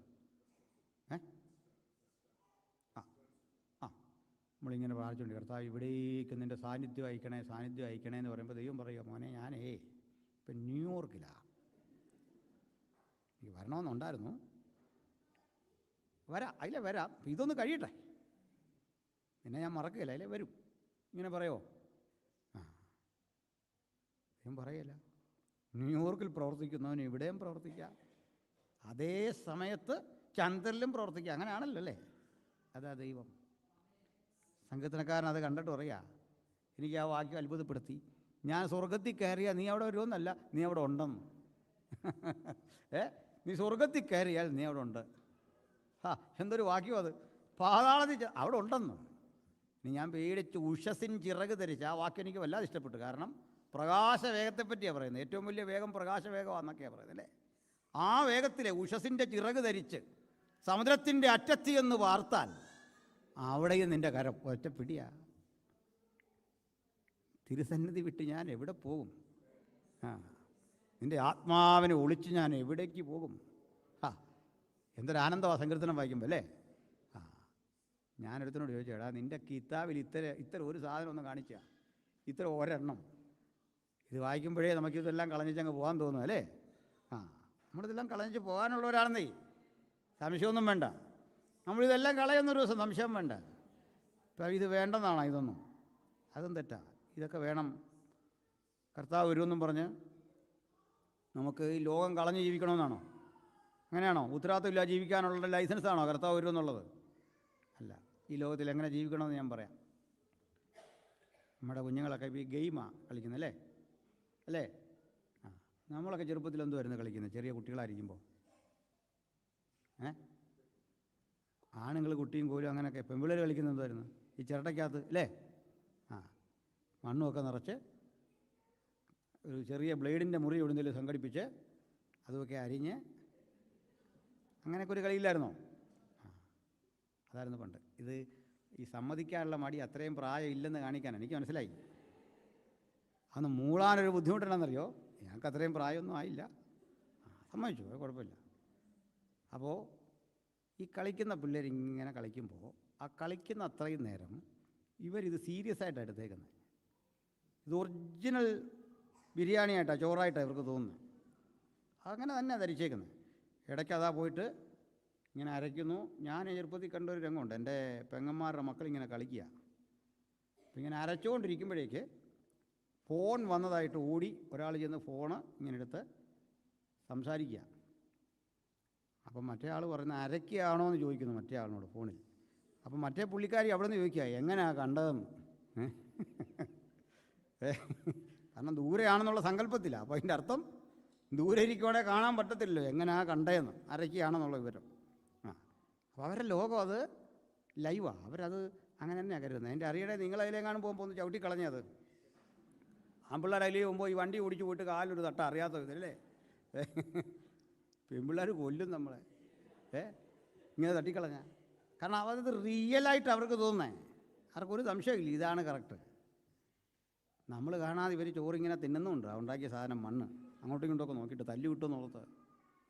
ഇങ്ങനെയിരിക്കെ ഒരു 12:30 1 മണിയൊക്കെ ആകുമ്പോൾ കിച്ചണിൽ നിന്ന് യഥാർത്ഥ ഭക്ഷണത്തിൻ്റെ ആ സുഗന്ധമില്ലേ, അതിങ്ങോട്ട് വരുമ്പോൾ ഇവർ തന്നെ ഇതൊരൊറ്റ ചവിട്ടിൽ ദൂരെ കളഞ്ഞിട്ട് ഓടിപ്പോയി അകത്ത് കയറും. കണ്ടിട്ടില്ലേ? ഇതുപോലെ ഇവിടുത്തെ അനുഗ്രഹമല്ല. ഓരോ ദിവസം കളയും, നമ്മളങ്ങ് പോവും. അതിനുള്ളവർ നമ്മൾ പൊരുളായത് വരുമ്പോൾ നിഴലായതൊക്കെ പൊക്കോളും. ഹല്ലേലൂയ. അതിനുള്ളവരാണ് നമ്മൾ. സ്തോത്രം. അപ്പോൾ വചനത്തിലേക്ക് തിരിച്ചു വരാം. അപ്പോൾ കർത്താവിൻ്റെ മനുഷ്യത്വം ഞാനെന്ന് പറയാൻ അതിൻ്റെ ഒരു കാരണമുണ്ട്. നമ്മുടെ കർത്താവിനെ ഏറ്റവും ഇഷ്ടം, യേശുവിന് ഒത്തിരി ടൈറ്റിൽസ് ഉണ്ട്, ഒത്തിരി പേരുകൾ. നമുക്കറിവുള്ള കുറേ പേരുണ്ട്. ദൈവപുത്രൻ, മനുഷ്യപുത്രൻ, ഇമ്മാനുവൽ, ഇങ്ങനെ ഒത്തിരി പേരുകളില്ലേ. ടൈറ്റിൽസ് ഓഫ് ജീസസ് എന്ന് പറഞ്ഞാൽ പഠിക്കാറ് സബ്ജക്റ്റാണ്, വലിയൊരു സബ്ജക്റ്റാണ് അല്ലേ, യേശുവിൻ്റെ പേരുകൾ. പക്ഷേ യേശു ഏറ്റവും അധികം എൻജോയ് ചെയ്ത പേര് മനുഷ്യപുത്രൻ. ദൈവപുത്രൻ എന്നൊരിടത്ത് രണ്ടിടത്തും കണ്ടേ പറയുന്നുള്ളൂ. നമ്മൾ വിളിക്കുന്നുണ്ട്, പക്ഷേ യേശു പറയുന്ന പേരെന്താ? മനുഷ്യപുത്രൻ. തന്നല്ല, ഞാൻ ആദ്യം പറഞ്ഞൊരു ഉദാഹരണത്തിലേക്കൊന്ന് വരികയാണ്. ദൈവം സ്ഥലത്തിനും കാലത്തിനും അതുപോലെ ടൈം സ്പേസ് മാറ്ററിന് വിധേയരാകരുത് എന്ന് പറഞ്ഞു. നമ്മുടെ ആൾദൈവങ്ങളെ അവിടെയാണ് നമ്മൾ ഉൾക്കൊള്ളാത്തത്. അവർ ടൈമിനും സ്പേസിനും മാറ്ററിനും വിധേയരാണ്. അങ്ങനല്ലേ? എന്നുവെച്ചാൽ നമ്മുടെ നാട്ടിൽ നിന്നൊക്കെ ഐക്യരാഷ്ട്രസഭയിലൊക്കെ വന്ന് ഈ ദൈവങ്ങൾ പ്രസംഗിക്കുന്നുണ്ട്. അതിങ്ങനെ അവിടെ ഐക്യരാഷ്ട്രസഭയുടെ ആ ആടിച്ചൂടത്തിലേക്ക് ഭിത്തി തുളച്ച് പ്രത്യക്ഷപ്പെടുകയാണോ? ഇങ്ങനെ പോഞ്ഞു വന്നിറങ്ങുകയാണോ? അല്ല. നമ്മളൊക്കെ വന്ന പോലെ തന്നെ ഇമിഗ്രേഷൻ ക്ലിയറൻസ് എല്ലാം കഴിഞ്ഞ് പലതരം പാശ്ചാത്യ രാജ്യം അങ്ങനെ വല്ല ഇറക്കുമോ? മൻമോഹൻ സിംഗിൻ്റെ തലപ്പാവ് അഴിച്ച കക്ഷികളാണ്. ഇങ്ങനെ സമ്മതിക്കുമോ? അഴിക്കാൻ പറ്റില്ല, പൊക്കോളാൻ പറയും. അവിടെ വിട്ടുവീഴ്ചയൊന്നുമില്ല, ഇങ്ങനെ വരണം. അങ്ങനെയാണ്. എന്തിനാ പറഞ്ഞതെന്നറിയണ്ടേ? നമ്മളെക്കാൾ ബുദ്ധിമുട്ടാണ് ഇവർക്ക് ഇവിടെ ഇറങ്ങാൻ. അതിൻ്റെ കാരണം ഈ ഗ്രീൻ ചാനൽ വഴി ഇറക്കം നടക്കുകയില്ല. SLC പാസ്സല്ല, ഇമിഗ്രേഷൻ ക്ലിയറൻസ് കിട്ടത്തില്ല. പിടികിട്ടിയോ? പിന്നെ അവർക്ക് ഒരു ഗുണം ഉണ്ടായിരുന്നു, ഒരു ദീർഘദൃഷ്ടി. അതിനെ സമ്മതിക്കാതിരിക്കാൻ വയ്യ. ഒരു ദീർഘദൃഷ്ടി, ദീർഘകാലം മുമ്പോട്ട് ചിന്തിക്കാനുള്ള ഒരു കഴിവ്. അതായത് SLC പാസ്സാകുകയില്ല എന്നറിഞ്ഞുകൊണ്ട് 2ാം ക്ലാസ്സിലെ പണി നിർത്തി. അത് മുൻകൂട്ടി അവർക്കറിയായിരുന്നു, അവിടെ വരെ പോകാനുള്ള കപ്പാസിറ്റി ഇല്ലെന്ന് പറഞ്ഞുകൊണ്ട്. അതവരുടെ ഒരു മുൻകൂട്ടിയുള്ളൊരു കാഴ്ചപ്പാടാണ്. അവരുടെ ചെല്ലാം 4ാം ക്ലാസ്സൊക്കെ ആയപ്പോഴേക്ക് ഏതാണ്ട് തുടങ്ങിയിട്ട് വലിയ മുടക്കില്ല ചെയ്യാൻ പറ്റിയ പണിയാണിതെന്ന് ഓർത്ത് ഏതായാലും വ്യവസായം ക്ലച്ച് പിടിച്ചു, നല്ല രീതിയിൽ അങ്ങ് ക്ലച്ച് പിടിക്കുകയും ചെയ്തു. അപ്പോൾ പിടിതരാത്ത വിധത്തിൽ വളർന്നു പോയി. അംബാനിയെപ്പോലെ അദാനിയെപ്പോലൊക്കെ ഇതൊരു സാമ്രാജ്യമായിട്ടങ്ങ് മാറി. പോട്ടെ, അസൂയ കൊണ്ടൊന്നും പറഞ്ഞല്ല. പ്രശ്നം ഇത്രേ ഉള്ളൂ, സ്ഥലത്തിനും കാലത്തിനും സമയത്തിനും ഒരു വിധേയരാ. പക്ഷെ നമ്മുടെ കർത്താവായ യേശുക്രിസ്തു സ്ഥലം, കാലം, മാറ്റർ ഇത് ബാധിച്ചോ? ഇല്ലെന്ന് ആര് പറഞ്ഞു? പിന്നെ 33 വയസ്സെന്ന് പറഞ്ഞാൽ എന്താ? ബാധിച്ചില്ലേ? അടി കൊണ്ടപ്പോൾ കരഞ്ഞില്ലേ? അടി കൊണ്ട് വേദനിച്ചില്ലേ? ക്രൂശിൽ തറച്ചപ്പോൾ അലറിക്കരഞ്ഞില്ലേ? ഭക്ഷണം ചോദിച്ചില്ലേ? പിന്നീട് മുമ്പ് അത്തി വിശന്നില്ലേ? ഇത് ബാധിച്ചോ? സ്ഥലം ബാധിച്ചു, കാലം ബാധിച്ചു, മാറ്റർ ബാധിച്ചു. ശരിയല്ലേ? ശരിയാണോ? ആണെന്ന് സംശയിക്കണ്ട. മറയുടെ ഉദരത്തിൽ ആ ഒരു കുട്ടിയായിട്ട് പിറവി കൊണ്ടുപോകും. എന്താ കാര്യം? പറയാം. സർവശക്തനായ, സർവജ്ഞാനിയായ, സർവവ്യാപിയായ ദൈവപുത്രൻ. ദൈവപുത്രൻ എന്ന നിലയിലും ആരംഭമില്ല, അവസാനമില്ലാത്തവൻ. ദൈവപിതാവ് ആരംഭമില്ലാത്തവൻ, അവസാനമില്ലാത്തവൻ. ദൈവപരിശുദ്ധാത്മാവ് ആരംഭമില്ലാത്തവൻ, അവസാനമില്ലാത്തവൻ. നിത്യൻ, നിതാന്തൻ, സർവശക്തൻ, സർവജ്ഞാനി. ഈ ദൈവപുത്രൻ കാലത്തിനും പദാർത്ഥത്തിനും അതുപോലെ സ്ഥലത്തിനും വിധേയനായതിൻ്റെ പേരാണ് യേശുക്രിസ്തു. പിടികിട്ടിയോ? മനസ്സിലായോ? അപ്പം ചിലർ നമ്മോട് ചോദിക്കുന്നൊരു ചോദ്യമാണ്, അതെന്താ ദൈവം മനുഷ്യനാകുമോ? ഉത്തരം എന്താ കിടക്കുന്നു? ദൈവം മനുഷ്യനാകുമോ എന്ന് ചോദിച്ചാൽ ഒറ്റ മറുപടിയുള്ളൂ, ഞങ്ങളുടെ ദൈവം സർവശക്തനായതുകൊണ്ട് മനുഷ്യനാകാൻ ഒരു ബുദ്ധിമുട്ടുമില്ല. മനസ്സിലായില്ലേ? സർവശക്തന് മനുഷ്യനാണെന്താ പ്രയാസമുണ്ടോ? സർവശക്തന് അമീബയാകാനും പറ്റുമെന്ന് ഒരു പ്രശ്നമില്ല. ആവശ്യമുണ്ടെങ്കിൽ അതും ആകാം, ഒരു കുഴപ്പമില്ല. അനന്ത സാധ്യതകളുള്ള ദൈവം മനുഷ്യനാകുമോ എന്ന ചോദ്യം പോലും അർത്ഥരഹിതമാണ്. അതുകൊണ്ട് ദൈവം മനുഷ്യനാകും. God manifested in flesh. അതാണ് കർത്താവായ യേശു ക്രിസ്തു. മനസ്സിലായോ? അതിനുവേണ്ടി തന്നെ വന്നതാണ്. സ്ഥലകാലങ്ങൾക്ക് വിധേയനാകാൻ വേണ്ടി വന്നതാ. അല്ല വന്ന വഴിക്ക് അഡ്ജസ്റ്റ് ചെയ്ത് ഇങ്ങനെ ആയിട്ട് വ്യാഖ്യാനിച്ചൊപ്പിച്ചല്ല.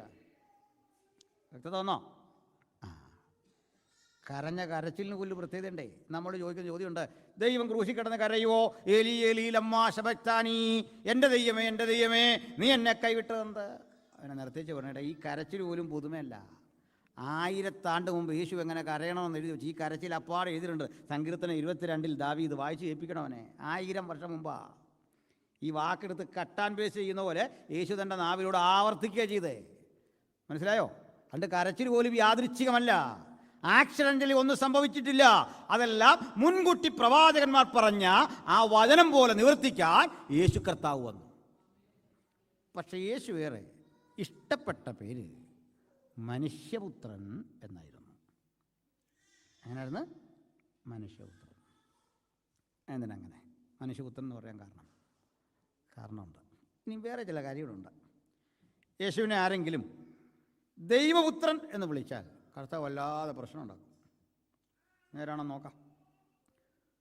പിശാചുക്കൾ വിളിച്ചു, യേശുവേ മഹോന്നതനായ ദൈവപുത്ര, എനിക്കും നിനക്കും തമ്മിൽ എന്ത്?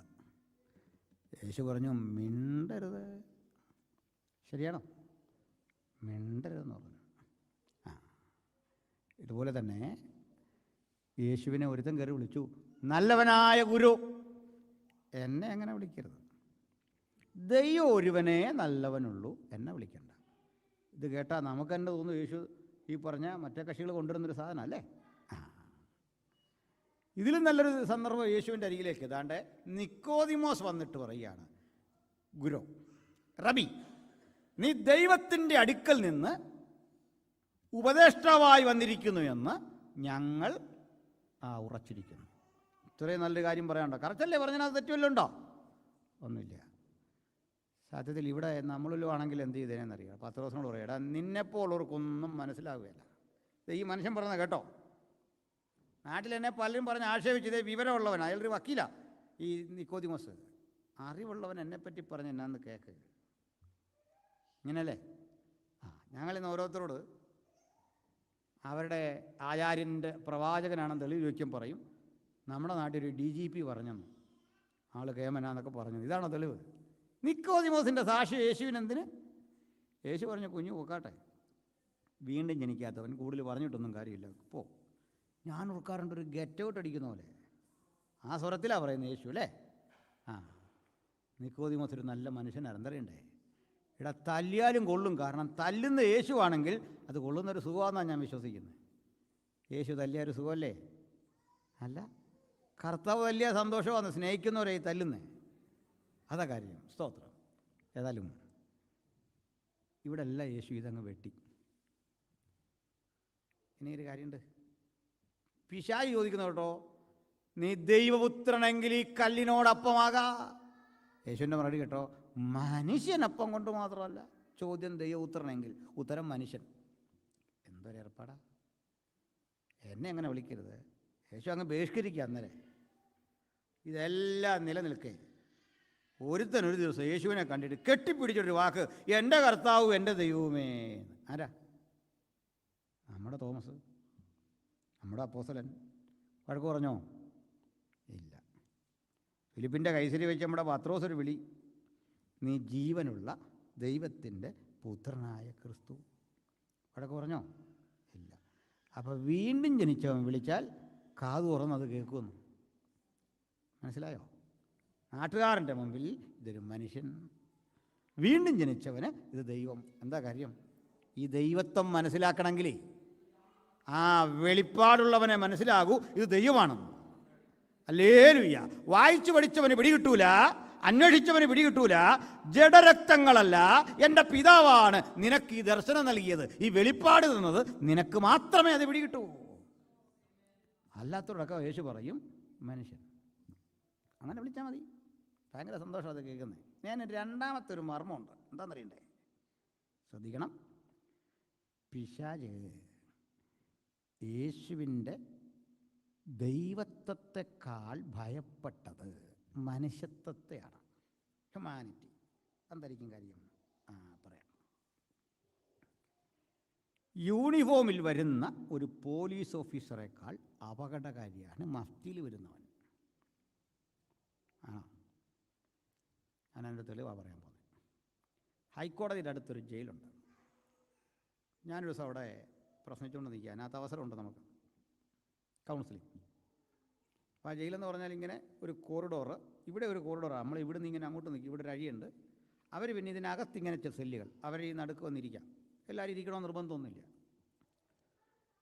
ഞങ്ങൾ ഈ ക്ലാസ്സും പാട്ടൊക്കെ പാടാം. ഇതെല്ലാം കഴിഞ്ഞപ്പോൾ ഉണ്ട്. ഈ ആളുകൾ കൗൺസിലിങ്ങിന് വരും. പലതരം ആൾക്കാരവിടെ ചെല്ലാറുണ്ട്. അതിലൊരുത്തൻ വന്ന് ഈ പ്രസംഗിച്ചിട്ട് നിൽക്കുന്ന എന്നെ അടിമുടിയൊന്ന് നോക്കിയിട്ട് ചോദിച്ചു, പാസ്റ്ററാണോ? അതെ. എന്നാൽ എനിക്ക് താങ്കളോട് സംസാരിക്കാനൊന്നുമില്ല. എന്ത് പറ്റി? എനിക്ക് ഈ വർഗത്തെ കാണുന്നതേ ഇഷ്ടമല്ല. ഭയങ്കര പരുഷമായൊരു ഭാഷയിൽ. എനിക്കൊന്നും തോന്നിയില്ല. നമ്മളിതൊക്കെ കേൾക്കണമല്ലോ, കേൾക്കാൻ ബാധ്യസ്ഥരല്ലേ. ഈ പോലീസ് ഓഫീസർ പറഞ്ഞാൽ നീ പൊക്കോന്ന് പറഞ്ഞാൽ എന്നെ വിട്ടിട്ട് എന്നോട് ചോദിച്ചു, സാർ എന്താണ് അവൻ അങ്ങനെ പറഞ്ഞെന്ന് പിടിയിട്ടോ? ഞാൻ പറഞ്ഞു, ഞങ്ങളുടെ ഏതെങ്കിലും പാസ്റ്റർമാർ അവനോട് മോശമായി പെരുമാറി കാണും, അതുകൊണ്ടായിരിക്കാം. അവനെ ഞാൻ കുറ്റം പറയില്ല. മറ്റൊരാൾ ചെയ്തായിരിക്കും അത്. എന്നോട് അവൻ ആ പക തീർത്തു, അത്രേ ഉള്ളൂ, സാരമില്ല. അതൊന്നല്ല. സംഭവം രസകരമാണ്, കേൾക്കണം. അവനൊരു വലിയ ഗുരുതരമായ കുറ്റകൃത്യം ചെയ്തവനാണ്. ഒറ്റവാക്കി പറഞ്ഞാൽ ഒരു കൊച്ചുകുട്ടിയെ, ഒരു പെൺകുട്ടിയെ പീഡിപ്പിച്ച് കൊന്നു. ഇവനാണെന്ന് ആർക്കും അറിയില്ല. ഇവനീ ചായ വടയൊക്കെ വിൽക്കുന്ന, സൈക്കിളെ കൊണ്ടുനടന്ന് വിൽക്കുന്ന ഒരു ജോലിയാണ്. ഇവനെന്ന് ആർക്കും അറിയില്ല. ഒടുക്കം ഇത് കാലമൊക്കെ ഏറെ കഴിഞ്ഞു പോയി. അവനേതാണ്ട് രക്ഷപ്പെട്ട് നിൽക്കുന്നു. അവനാണെന്ന് ആർക്കും അറിയില്ല. ഒരു ദിവസം ഒരു പാസ്റ്റർ ഇവൻ ഈ ചായയൊക്കെ ആയിട്ട് വരുമ്പോൾ വാങ്ങി അവിടെ നിർത്തി കുടിച്ചു. വടയും മേടിച്ച് കഴിച്ച് പൈസ കൊടുത്തു. ചുമ്മാ പരിചയപ്പെട്ട് വന്ന വഴിക്ക് പാസ്റ്റർ പറഞ്ഞു, ഞാനൊരു പാസ്റ്ററാണ്. പുള്ളിക്കും സന്തോഷമൊക്കെ ആയി. പുള്ളി പാഴ്സലും മേടിക്കാൻ വേണ്ടി ഓർഡർ ചെയ്തു. നല്ല വടയാണ്. അവ ചോദിച്ചു, ഇദ്ദേഹത്തിൻ്റെ മുഖത്ത് വലിയൊരു നിരാശ കാണുന്നല്ലോ, ഒരു വല്ലാത്ത ദുഃഖം. ഇദ്ദേഹത്തെ എന്തോ വല്ലാത്തൊരു പ്രശ്നം അലട്ടുന്നല്ലോ. ഞാനൊരു വാക്കൊന്ന് പ്രാർത്ഥിക്കാവോ? അനുവാദം ചോദിക്കാതെ അങ്ങ് പ്രാർത്ഥിച്ചു. പ്രാർത്ഥന കഴിഞ്ഞിട്ട് പറഞ്ഞു, നീ വലിയ ഗുരുതരാവസ്ഥയിലാണ്, നീ ഭയപ്പെടുന്നത് യാഥാർത്ഥ്യമാകും. പറഞ്ഞു ഇവൻ പേടിച്ചുപോയി. പിന്നെ ഒരു മരത്തിൻ്റെ തവണിലേക്ക് മാറ്റിയെടുത്തിട്ട് പറഞ്ഞു, പേടിക്കണ്ട, ഞാനൊന്ന് പ്രാർത്ഥിക്കാൻ പോവാണ്. പ്രാർത്ഥിച്ചിട്ട് ഇവൻ ചെയ്ത ഈ ദുഷ്കൃത്യങ്ങളെല്ലാം ഡേ ഇൻ ഡേറ്റും അടക്കം സംഭവങ്ങൾ കൃത്യം അവനോട് ചോദിച്ചു. ഒരു കുഞ്ഞിൻ്റെ കരച്ചിലാണ് കാണുന്നതെന്ന് എൻ്റെ മുമ്പിൽ. അവൻ സമ്മതിച്ചു. കുറ്റം സമ്മതിച്ച് കഴിയുകയും പാർശ്വവിധം അങ്ങ് മാറി, ആ സൗമ്യഭാവം എല്ലാം അങ്ങ് മാറി. പറഞ്ഞുകൊണ്ട് നിൽക്കുകയും ഇദ്ദേഹം കാല് കൊണ്ടൊരു വെട്ടി ആൾ താഴെ വീണു. ഒരൊറ്റ പിടിച്ചു, ഇങ്ങനെ ഒതുക്കി നോക്കി നിൽക്കുകയും പോലീസ് വന്നു. വണ്ടിയെ കയറ്റിയിട്ടു. ഇവനങ്ങോട്ട് പോയി. കിടപ്പായി കിടക്കുന്നു. ആക്ച്വലി ഈ ചെന്ന ആൾ വാസ്റ്ററൊന്നുമല്ല, ഒന്നാന്തരം നായർ. പുലി ശൈലിയെല്ലാം പഠിച്ച് നമ്മളിവിടെ ഒക്കെ നടന്നു. അതിപ്പോൾ എനിക്ക് പ്രവാചകന്മാരെ കാണുമ്പോഴേ പേടിയാണ്. സൂക്ഷിച്ചോണ്ടല്ലാരും. ഇതാരാ എന്നാന്നും അറിയത്തില്ല, അതുകൊണ്ടാണ്. കാര്യമെല്ലാം പഠിക്കും. ഈ ഡേയും ഡേറ്റും കൃത്യം ഇറങ്ങാറിയോ? കേസ് ഫയലെല്ലാം പുള്ളിയിൽ ഇരിക്കുക. കേസ് ഹിസ്റ്ററിയൊക്കെ ഇങ്ങനെ വെച്ചിരിക്കുക ഫയലിനകത്ത്. ഡേ എല്ലാം പഠിച്ചുകൊണ്ട് ഒരു തട്ടങ്ങ് തട്ടി ഇവൻ വീണു അകത്ത് കിടക്കുക. അവനിപ്പോഴും ഓർത്തിരിക്കുന്നത് നമ്മളാരാണ്ട് എന്താണ്ട് കുരിക്കുന്നതെന്നാണ്. അത് നമ്മുടെ മണ്ടയ്ക്കായി, അതായില്ലേ കഷ്ടം. ലോകത്തിലെതിരെ പോയാലും നമ്മുടെ മണ്ടയ്ക്ക് അവസാനം ഒരു അടിയുണ്ടല്ലേ. പോട്ടെ, എന്താ പ്രശ്നം എന്നറിയണ്ടേ? ഞാനിവിടെ നിന്നൊരു പാഠം പഠിച്ചു. ഇവിടെ 3, 4 സ്റ്റാറുള്ള അശോകസ്തംഭമുള്ളവൻ അന്വേഷിച്ചിട്ട് തെളിയാത്ത സംഗതി ഒരു പോലീസ് വേഷം മാറി വന്നപ്പോൾ കണ്ടുപിടിച്ച്. കണ്ടോ? എന്താ അതിൻ്റെ അർത്ഥം അറിയണ്ടേ? ആദമ്യ കുലത്തോട് ഹവ്വയോട് പണ്ടൊരു കാര്യം പറഞ്ഞു, നിൻ്റെ മോൻ ചെന്നിട്ടേ നിനക്കൊരു കുഞ്ഞുണ്ടാവും. ആ വാഗ്ദത്ത സന്തതി ദേവൻ്റെ ഉച്ചി അടിച്ച് തകർക്കും. അവനോട് പറഞ്ഞു, നീ കുതികാലൊക്കെ അവൻ്റെ നേരെ തകർക്കാനായിട്ട് ചെല്ലും, അവൻ കീഴടങ്ങി എന്നൊക്കെ നിനക്ക് തോന്നും. ആ കുതികാല് വെച്ച് തന്നെ നിൻ്റെ തല അവൻ തകർക്കും. അന്ന് മുതൽ പിശാചിന് ഇതാരായി വരുന്ന ആളെന്നിങ്ങനെ സംശയമാണ്. അപ്പോഴാ യേശുവിനെ കാണുമ്പോഴൊക്കെ പൂർണ്ണ അറിവൊന്നും ഉള്ളവനല്ല സാത്താൻ. അവൻ സർവജ്ഞാനിയല്ല കേട്ടോ, സർവജ്ഞാനിയല്ല. അതുകൊണ്ട് യേശുവിനെ കണ്ടപ്പോൾ ഒരു ഡൗട്ട്, ആളിത് തന്നെയാണോ? അതുകൊണ്ട് ഇവൻ പറയുന്നത് ഒന്ന് അറിയാനാ ചോദിക്കുന്നത്. നമ്മുടെ തല കളയാൻ വന്നവനാണോ എന്നറിയാൻ വേണ്ടി ഇവനൊരു ചോദ്യം, നീ ദൈവപുത്രനെങ്കിൽ ഈ കല്ലിനോടപ്പമാകാ. യേശുവിൻ്റെ മറുപടി, മനുഷ്യൻ അപ്പം കൊണ്ട് മാത്രമല്ല. പിടികിട്ടിയോ? തിരിച്ചു വരാം. ഇനിയുണ്ടൊരു മർമ്മം.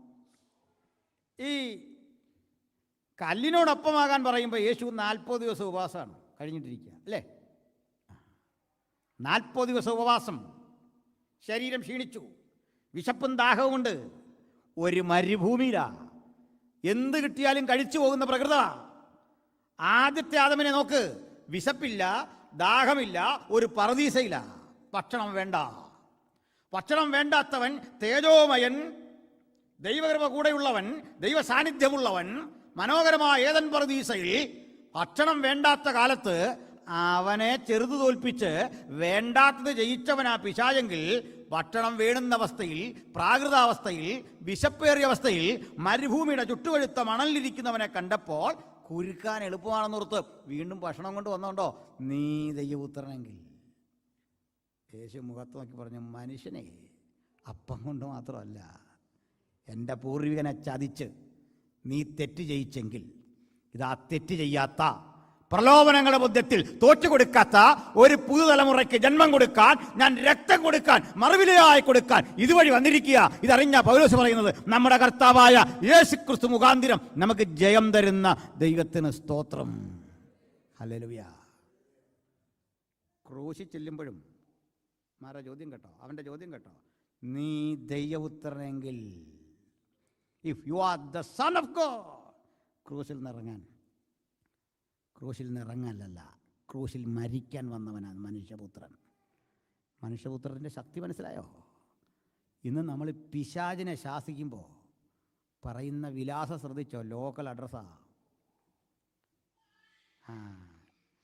പാലസ്തീനിലായിലെ ഒരു ഗ്രാമത്തിൻ്റെ പേരിട്ട് വിളിച്ച് യേശുവിൻ്റെ അഡ്രസ്സ്, നസ്രായനായ യേശുവിൻ്റെ നാമത്തിൽ, സ്വർഗീയനായ ദൈവപുത്രനായ അതൊന്നുമല്ല പറയുന്നത്, ലോക്കൽ അഡ്രസ്സ്.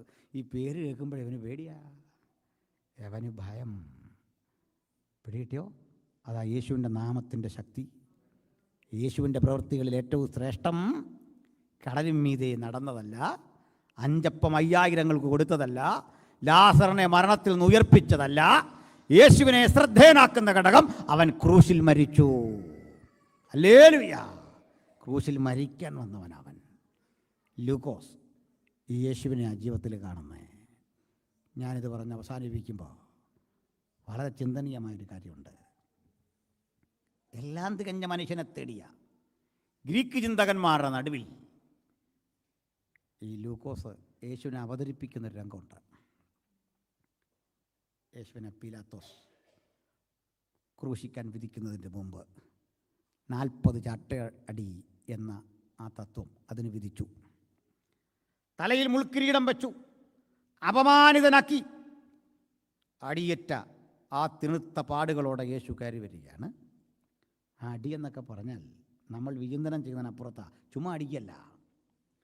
പരിശീലനം സിദ്ധിച്ച പടയാളികൾ ഒരു കൽത്തളത്തിൽ ഈ വിക്ടിമിനെ കമത്തിക്കിടത്തിയിട്ട്, അത് അവിടുത്തെ ചിട്ട, അത് കൈ താഴെ ചങ്ങലയോട് ചേർത്ത് കെട്ടി അനങ്ങാനാവാത്ത വിധത്തിലാക്കി ആദ്യത്തെ 5 അടി ഇങ്ങനെ നേരെ അടിക്കും. പിന്നൊരു ചെറിയ ഇടവേള, അവൻ്റെ ജോലി കഴിഞ്ഞ് അവൻ മാറും. അടുത്തവൻ പുതിയ ചാട്ട എടുക്കും, ചമ്മട്ടിയാണ്.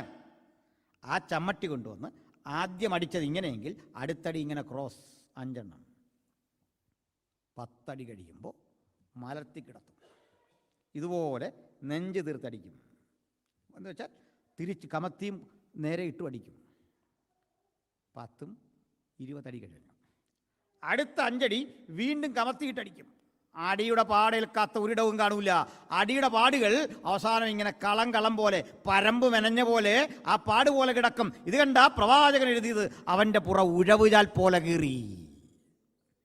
ഈ ഹീനാവസ്ഥയുള്ള കടത്ത് വിടുമ്പോഴേക്കും മനുഷ്യൻ രോഗാതുരനാകും, ശരീരം വിറയ്ക്കും. ഗൾഫിൽ ചാട്ടയടിയേറ്റ ഒരു മനുഷ്യനെ ഞാൻ അവിടെ ചെന്ന് കണ്ടു. ദേഹമാസകല ഇപ്പോഴും വിറയ്ക്കുകയാണ്. ഇങ്ങനെ വിറയ്ക്കുന്ന കയ്യും കാലും. ചാട്ടയടി കിട്ടിയ മനുഷ്യനാണ്. എന്തിനാ പറഞ്ഞത്? അടിയേറ്റാൽ ഈ വിധത്തിലൊക്കെ ആകാം, സമനില തെറ്റിപ്പോകാം. സർവോപരി ആക്ഷേപം. ഒരടി കിട്ടുമ്പോഴേ ആക്ഷേപമല്ലേ? തലയിൽ മുൾക്കിരീടം കടന്നു പോകുന്നവരൊക്കെ അവഹേളിക്കുന്നു. സമനില തെറ്റിയേക്കാം. പക്ഷേ നിങ്ങൾക്ക് തോന്നുന്നുണ്ടോ ഈ കരുണാമയന്റെ സമനില തെറ്റിയെന്ന്? തിരുവെഴുത്തുകളിൻ പ്രകാരം മുൻകൂട്ടി എഴുതി വെച്ച ആ വചനത്തിന്റെ വാഗ്ദത്തങ്ങളാ ആ ശരീരത്തിൽ ഏറ്റെടുക്കുന്നത്. ഇത് കാണുമ്പോൾ തോൽവിയല്ല. അതുകൊണ്ട് ആ പ്രവാചകൻ പറഞ്ഞത്, അവന്റെ അടിപ്പിണരുകളാൽ നമുക്ക് സൗഖ്യം. ഈ പീഡനമേൽക്കുന്നവൻ, ഈ പ്രതിസന്ധിയിൽ കൂടി കടന്നു പോകുന്നവനെ ലൂക്കോസ് ആത്മാവിൽ കണ്ടു. പീലാത്തോസ് യേശുവിനെ കൊണ്ടുവന്ന് നമ്മുടെ മുമ്പിൽ പ്രദർശിപ്പിച്ചിട്ട് പറയുന്ന ഒരു പ്രയോഗമുണ്ട്. ഹോയ് ആന്ത്രപ്പോയ് ഈസൂസ് നസറിൻ. ഇതാ നസ്രായനായ യേശു എന്ന ആ മനുഷ്യൻ. ഏത് മനുഷ്യനെന്നറിയണ്ടേ? അല്ലയോ ഗ്രീക്കുകാരെ, നിങ്ങളുടെ ചിന്തകൻ സകലതും തികഞ്ഞൊരു മനുഷ്യനെ ചോദിച്ചെങ്കിൽ ദാ ഈ മനുഷ്യൻ ഇതാ. ഇതിനാ ലൂക്കോസ് തൻ്റെ സുവിശേഷം എഴുതുന്നത്.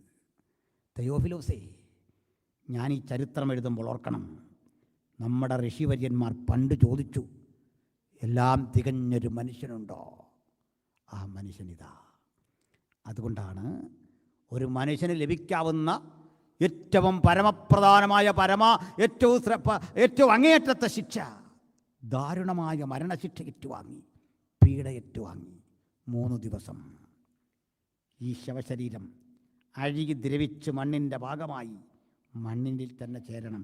ഇതാണ് ഒരു ശാസ്ത്രവിധിയെങ്കിൽ ജനനത്തിൽ അവനെങ്ങനെ വ്യത്യസ്തനായിരുന്നോ ഇതുപോലെ മരണത്തിലും വ്യത്യസ്തനായി തൻ്റെ ശരീരം ജീർണിച്ച് മണ്ണോട് ചേരാൻ പിതാവ് അനുവദിച്ചില്ല. തൻ്റെ പരിശുദ്ധന ദ്രവത്വം കാണുവാൻ പിതാവ് സമ്മതിക്കില്ല എന്ന വചനം നിറവേറിക്കൊണ്ട് അവൻ തന്നെ പ്രാണന വിട്ടു. വചനം പറയുന്നത്, his body was in grave, but in spirit he entered into the Sheol. അവൻ്റെ ശരീരം കല്ലറയിൽ, ആത്മാവിൽ അവൻ ഭൂമിയുടെ അധോഭാഗങ്ങളിലേക്ക് ചെന്നു. തടവിലിരുന്ന ആളുകളോട്, ആത്മാക്കളോട്. ചരിത്രത്തിൽ ആദ്യം മരിച്ച നീതിമാൻ ഹാബേലാണ്. ഹാബേൽ മുതൽ സ്നാപകൻ വരെയുള്ള നിരവധി ഭക്തന്മാർ, അവരുടെ ആത്മാക്കളെ ദൈവം താൽക്കാലികമായി തടവിലാക്കിയിരിക്കുന്നു. വീണ്ടെടുപ്പ് കഴിഞ്ഞില്ല. അവർ കാത്തിരിക്കെ അവർ കഴിയുന്ന പറുദീസയ്ക്കുള്ളിലേക്ക് കടന്നു. ആ പറുദീസയാണ് പണ്ടൊരിക്കൽ കറങ്ങുന്ന വാളിൻ്റെ ജ്വാലയും കെരൂബുകളെയും കാവൽ നിർത്തിയ ആ സ്ഥാനം ഭൂമിയുടെ അധോഭാഗങ്ങളിലുണ്ട് എന്നാണ് അവരുടെ സങ്കല്പം. ആ കതക് തുറക്കാൻ ആർക്കും സാധിക്കില്ല. കാരണം ദൈവം കൊട്ടിയടച്ച കെരൂബുകളാണ്, ദൈവം നിർത്തിയിരിക്കുന്ന കാവലാ. പക്ഷെ ആരും അടയ്ക്കാതെ വണ്ണം തുറക്കുന്നവൻ, ആരും തുറക്കാതെ വണ്ണം അടയ്ക്കുന്നവൻ്റെ മുമ്പിൽ ആ വാതിലും മലക്ക തുറന്നു. തടവിലുള്ളവരെ തന്നിലേക്ക് ആശ്ലേഷിച്ചാവഹിച്ച് കല്ലറയെ ഭേദിച്ചുകൊണ്ട് 3-ാം നാൾ ഉയർത്തെഴുന്നേൽക്കുമ്പോൾ ഉയർത്തെഴുന്നേറ്റവനെ പതുക്കെ തിരിച്ചറിഞ്ഞ മറിയ ആ പാദം ചുംബിക്കാൻ അടുത്തേക്ക് വരുമ്പോൾ യേശു പറഞ്ഞു, എന്നെ തുടരുത്, ഞാൻ പിതാവിൻ്റെ അടുക്കൽ പോയിട്ടില്ല. ഇതേ യേശു അടുത്ത ദിവസം തോമസിനോട് പറഞ്ഞു, എന്നെ തൊടുക യാണിപ്പഴുതിൽ. കാരണം അതിനകത്തൊരു മർമ്മമുണ്ട്.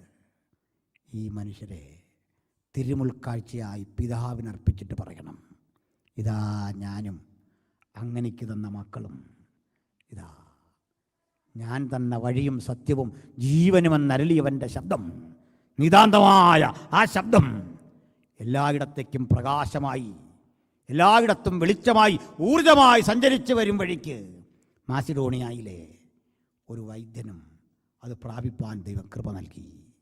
ശിഷ്ടായി അയാൾ ആ യേശുവിന് വേണ്ടി പ്രസംഗിക്കുമ്പോൾ താൻ കണ്ടിട്ടില്ലാത്ത, താൻ പഠിച്ചിട്ടില്ലാത്ത, മനസ്സിലാക്കിയിട്ടില്ലാത്ത ഒരു മണ്ഡലത്തിലിതാ താൻ പഠിച്ചതും അറിഞ്ഞതുമായ ആ മനുഷ്യൻ്റെ തിരുപ്പിറവി നടന്നു എന്ന് കൃത്യം രേഖകൾ വെച്ച് ഉദ്ധരിച്ചുകൊണ്ട് എല്ലാത്തരം ആ വിമർശനത്തിൻ്റെയും പഴുതടച്ചുകൊണ്ട് അദ്ദേഹം തെളിയിക്കുമ്പോൾ ഒരു വിഷയം അവശേഷിക്കുന്നു. അവൻ കന്യകയിലൊരു മനുഷ്യൻ ജനിക്കുമോ? ഇതൊരു മിത്തല്ലേ? കേരളം ചർച്ച ചെയ്തൊരു വിഷയമാണ്. ഒരു മിത്തുമല്ല. കാരണം പ്രത്യുൽപാദനമില്ലാതെ ജീവനുണ്ടാകുമോ എന്നൊരു ചോദ്യം ചോദിച്ചാൽ പരിണാമവാദികൾക്ക് സമ്മതിച്ചേ പറ്റൂ. പ്രത്യുൽപാദനമില്ലാതെ ജീവൻ സാധ്യമോ എന്ന് ചോദിച്ചാൽ അമീബ മുതലുള്ള കഥ പറഞ്ഞു വരുമ്പോൾ അതൊന്നും പ്രത്യുൽപാദനം വഴിയല്ല. ഇത് ഒരു സ്ഥിര സംഭവമല്ല, ഒരിക്കൽ മാത്രം സംഭവിച്ച പ്രവൃത്തി എന്ന അത്ഭുതമാണ്. ആ ദൈവപ്രവൃത്തി യാഥാർത്ഥ്യമാണ് എന്നതിൻ്റെ തെളിവായി ഇന്നത്തെ ശബ്ദം നമ്മൾ കേട്ടുകൊണ്ടിരിക്കുന്നു. യേശുവിൻ്റെ സാന്നിധ്യം ഇന്നും ഭക്തൻ ആസ്വദിച്ചറിഞ്ഞുകൊണ്ടിരിക്കുന്നു. അതുകൊണ്ടാണ് ഊതിക്കെടുത്താൻ, തള്ളിത്തകർക്കാൻ 10 റോമൻ ചക്രവർത്തിമാർ 3-4 നൂറ്റാണ്ടുകൾ കഠിനമായി പരിശ്രമിച്ചു. ഞാനും നിങ്ങളും പാദമോ നിൽക്കുന്ന ഈ സ്ഥലമൊക്കെ ഒരിക്കൽ റോമൻ സാമ്രാജ്യമായിരുന്നു. കൈസർമാരുടെ തേരോട്ടം നടന്ന മണ്ണിലാണ് നമ്മളിപ്പോൾ നിൽക്കുന്നത്. ഉലുകത്തെ കിടകിടാ വിറപ്പിച്ച കൈസർമാരുടെ തേരോട്ടം, ആയിരക്കണക്കിന് മനുഷ്യരെ ജീവത്യാഗം ചെയ്ത് കൊല വിളിച്ച മനുഷ്യര്, അവരിൽ അധികവും, ലോകത്തേറ്റവും അധികം ആളുകൾ മരിച്ചു വീണ മാർഗം യേശുവിൻ്റെ സുവിശേഷത്തിൻ്റെ മാർഗമായിരുന്നു. ചുണ്ണാമ്പ് ചൂളകളിൽ വിശക്കുന്ന മൃഗങ്ങളുടെ മുമ്പിൽ ഒക്കെ ഇട്ട് നമ്മെ ദാരുണമായി കൊലപ്പെടുത്തി. ആ മരണത്തിൽ നിന്ന് ചിറകടിച്ച് മുളച്ചു വന്ന മാർഗം 2000 ആണ്ടായി ഭൂമിയുടെ 5 വൻകരകളിലും പടർന്നു പന്തലിച്ചു മഹാശക്തിയായി നിൽക്കുമ്പോൾ പോരാ, ഇവിടെ ഇരിക്കുന്ന ഓരോ ദൈവവൈതലും അതിൻ്റെ വക്താക്കളാകണം. യേശുവിനെ സാക്ഷിക്കാൻ കിട്ടുന്ന ഒരവസരം കളയരുതേ. യേശുവിനെ പ്രസംഗിക്കാൻ കിട്ടുന്ന ഒരവസരം കളയരുതേ. ഈ ക്രൂശിക്കപ്പെട്ടവനെ കുറിച്ച് ഒരു വാക്ക് പറയാൻ കിട്ടുന്ന ഒരവസരം കളയരുത്. എവിടെ പോയാലും ജീവിതത്തിൻ്റെ ഏത് മണ്ഡലത്തിലും ഞാൻ യേശുവിൻ്റെ സാക്ഷിയാകും, ഞാൻ യേശുവിനെ പ്രസംഗിക്കും, യേശുവിനായി നിൽക്കും. ഈ ബോധ്യം നമുക്ക് പുത്തൻ ഉണർവാകട്ടെ, പ്രതീക്ഷകളാകട്ടെ. ഈ യോഗത്തിൽ എന്നെ ക്ഷണിച്ച കർത്തൃദാസനും സഭയ്ക്കും നന്ദിയും വന്ദനവും പറഞ്ഞുകൊണ്ട് ഞാൻ ഉപസംഹരിക്കുന്നു. തിരുനാമം മഹത്വപ്പെടുമാറാകട്ടെ.